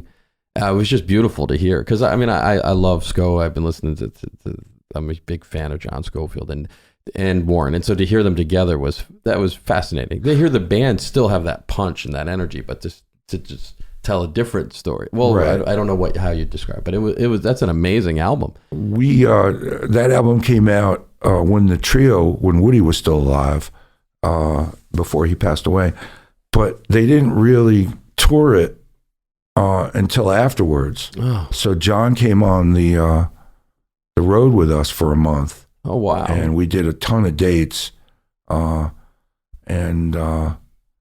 it was some of the most fun I've ever had playing music with him. And he was at Berkeley when I was at Berkeley. He was a senior and I was a freshman. And so he was like the cat Yeah. on guitar, you know. Yeah. So we hung out in the back of the bus and just listened to music between gigs and talked about music. And on the gigs, you know, you'll never meet a more musically gracious soul. I only met him once, and believe it or not, he came out to hear and sit in with one of his, I guess, heroes or idols was Eddie Deal. Mm-hmm. And they played at the Falcon in Marlboro. And I remember sitting there. Eddie was my a very important teacher and player in my life. I spent a lot of time with Eddie Deal and loved hanging out with Eddie. But I sat at a table like this. It was me, and it was Gabe Schneider, and then John Scofield and Eddie Deal. And I told John just to let him know that like he's one of the important things in my life, like him as a player and as a musician, I has a profound influence on me. And he immediately, very politely said, he hadn't seen Eddie in decades, and he's just very politely said, I can't remember his exact words, but I really just would like to speak with Eddie, if that's okay.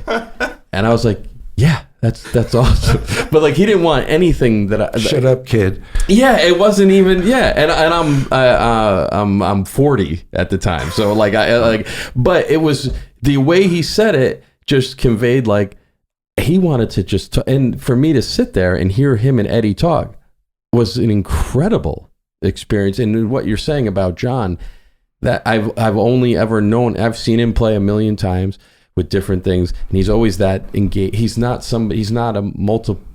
only is who he is. And so when he's playing, it's the same intent and the same gracious, like you're talking about, and beautiful spirit, whether he's talking to somebody about music or playing on the stage. Mm-hmm. And it was an amazing thing to experience. And it was one of the best things I've ever had said to me. Like, he didn't want, and I came with love for him. Like, I just was trying to tell him like what he meant to me. He's like, cool, I really want to talk to Eddie.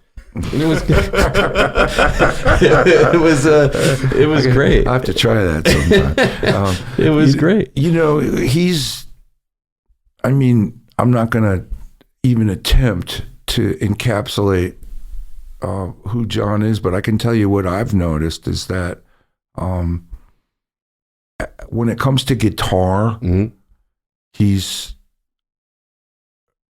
acutely aware of everything that came before him. Oh my God, yeah. And whether it's blues or Hendrix or Segovia, mm-hmm. or we listened for a whole month. We just listened to George Benson, and you know, John would melt every time the guy played.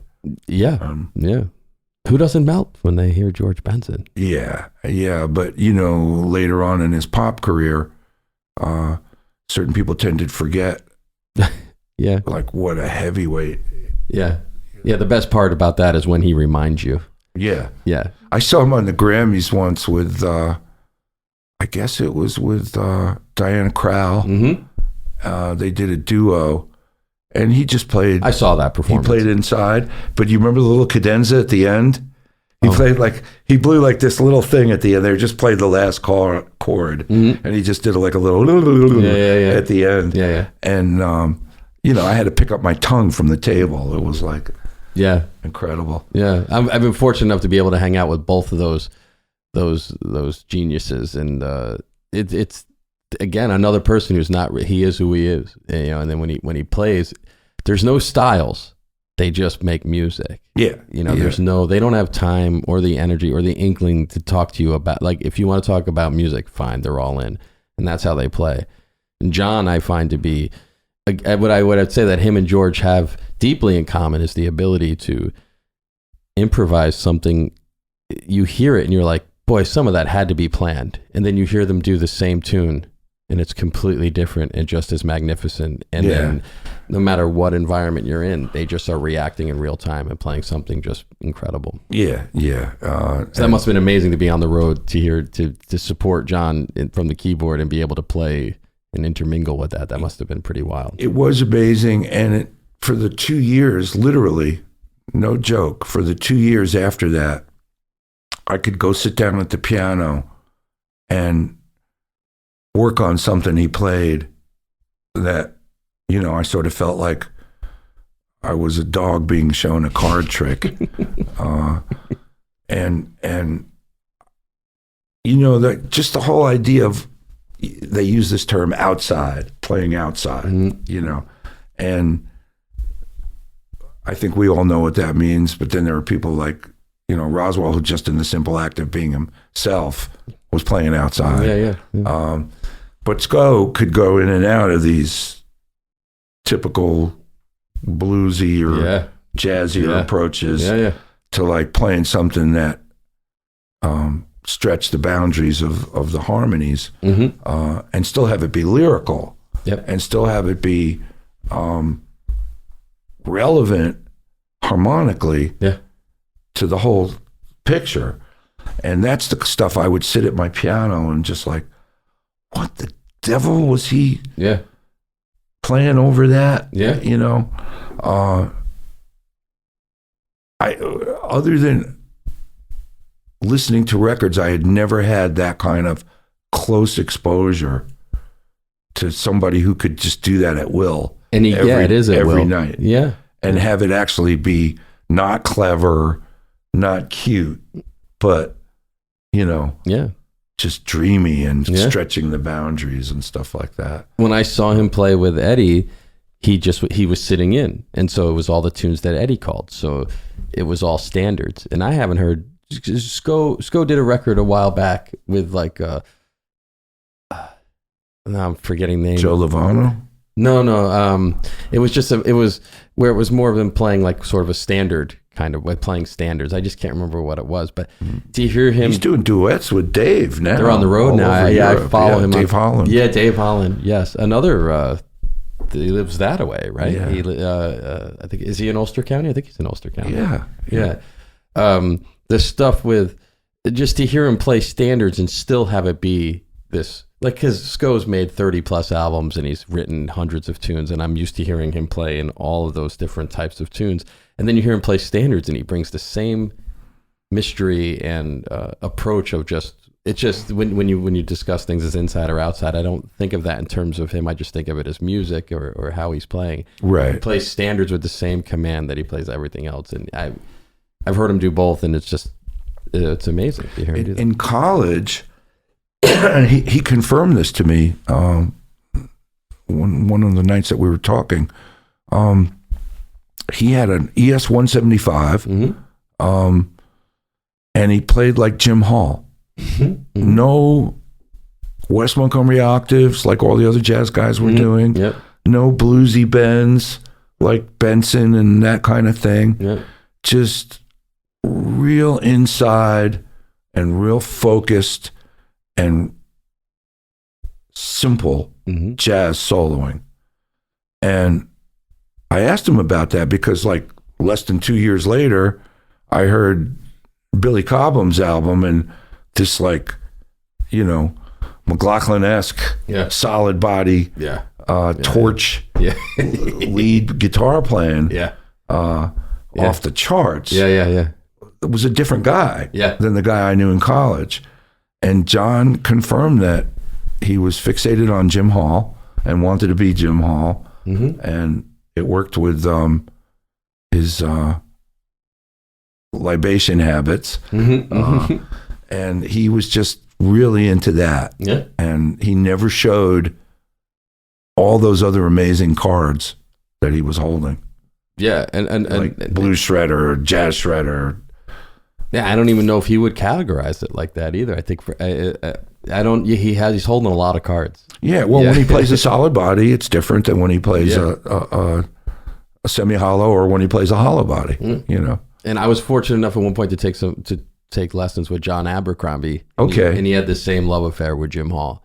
It's fascinating that those two who were so stylistic. It was over my head in a way because it was so simple and diatonic. That's the amazing part about Jim Hall. It sounds simple. I was like, this guy is really good and he can play anything, but I'm not sure I get it.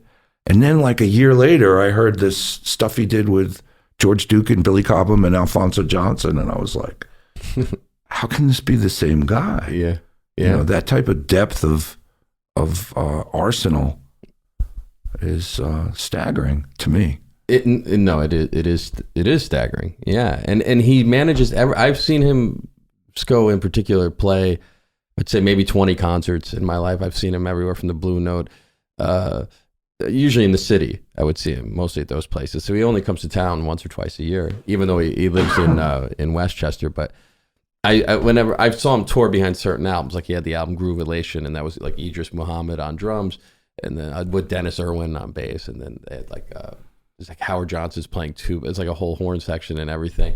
And then I saw him do the Medeski, Martin, and Wood trio thing, where a go-go, and I heard him play all the songs from the album. And on the album, I was younger, and I was convinced, like, oh, he's going to do some of the sames. It was completely mind-boggling and all completely different. Yeah. His entire solo was something that had occurred in the moment, and it was breathtaking to behold. Did you ever hear the Uber Jam stuff? Yeah. That's a whole other thing. And then he did an R&B thing. Yeah. The Ray Charles album he did is incredible. Yeah, Warren actually played on that. How did I miss that? Or he sang on it, actually. Did he sing on that? Yeah. What tune did he do? Night Train?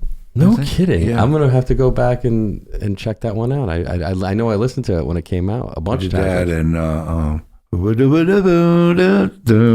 Things Ain't What They Used to Be. Yeah. Wow. Yeah, it's no matter. That's the other thing with John is like no matter whose music he's playing, it still manages to sound like him, but it sounds like nobody else could possibly have done it that way. And it transcends guitar ultimately, without a doubt. You know, and he talked about Miles because he got the Miles gig. Yeah, and he used to talk about how Miles would mess with his head. And one night he calls him into his room, says, "What's that shit you playing on my gig, man? What is that? Don't play that." And then John would go back to his room like dying 1,000 deaths. And then the very next night, Miles would call him to his room and be like, "Man, you sound like Bird." It's just like breaking his onions so heavily. Jeez. Miles was pretty well known for that. That's amazing. John told me a whole bunch of really cool Miles stories. But my favorite Miles story is the one about Maurice White, the drummer from Earth, Wind and Fire. Okay. The lead singer from Earth, Wind and Fire, who was also the drummer in the Ramsey Lewis trio. Oh, that really? I didn't know. Yeah. I didn't know that. Maurice White. And Miles always loved Earth, Wind and Fire. I think there's even a quote that says, "You can't go wrong listening to Earth, Wind and Fire." Huh? You know, and Maurice didn't know him, and his phone rang one day. And pardon my French. He goes, "Hello," and the voice goes, "Motherfucker, it's Miles."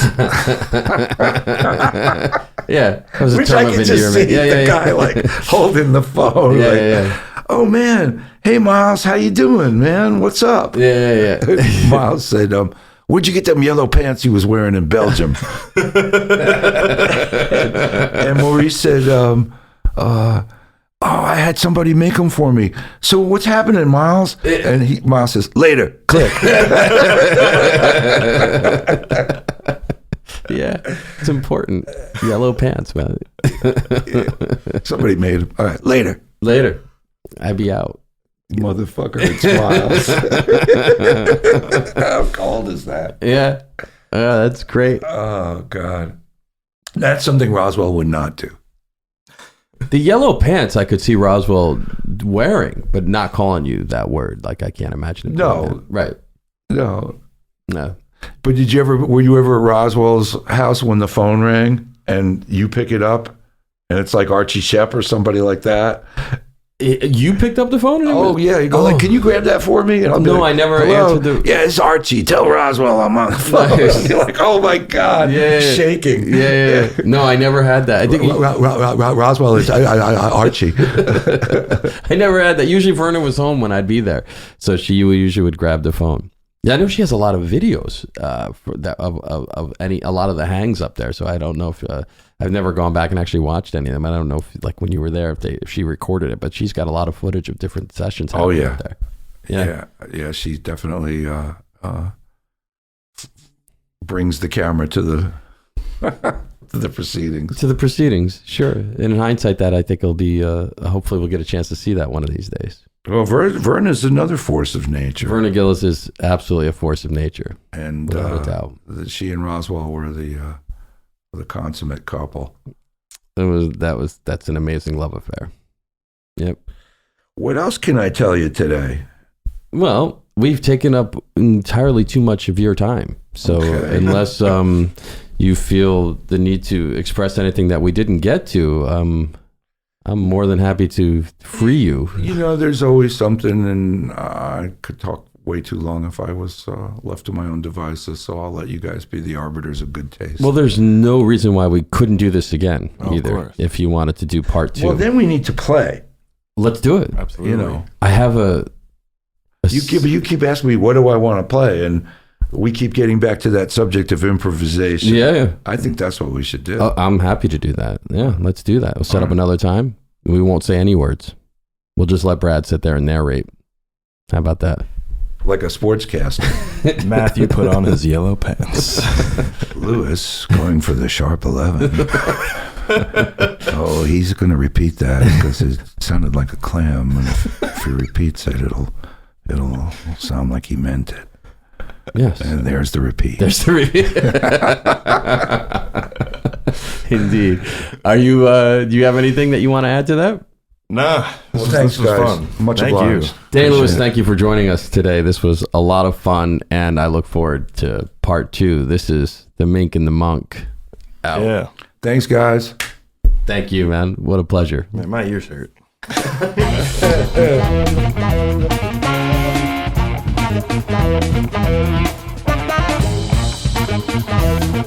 Thank you.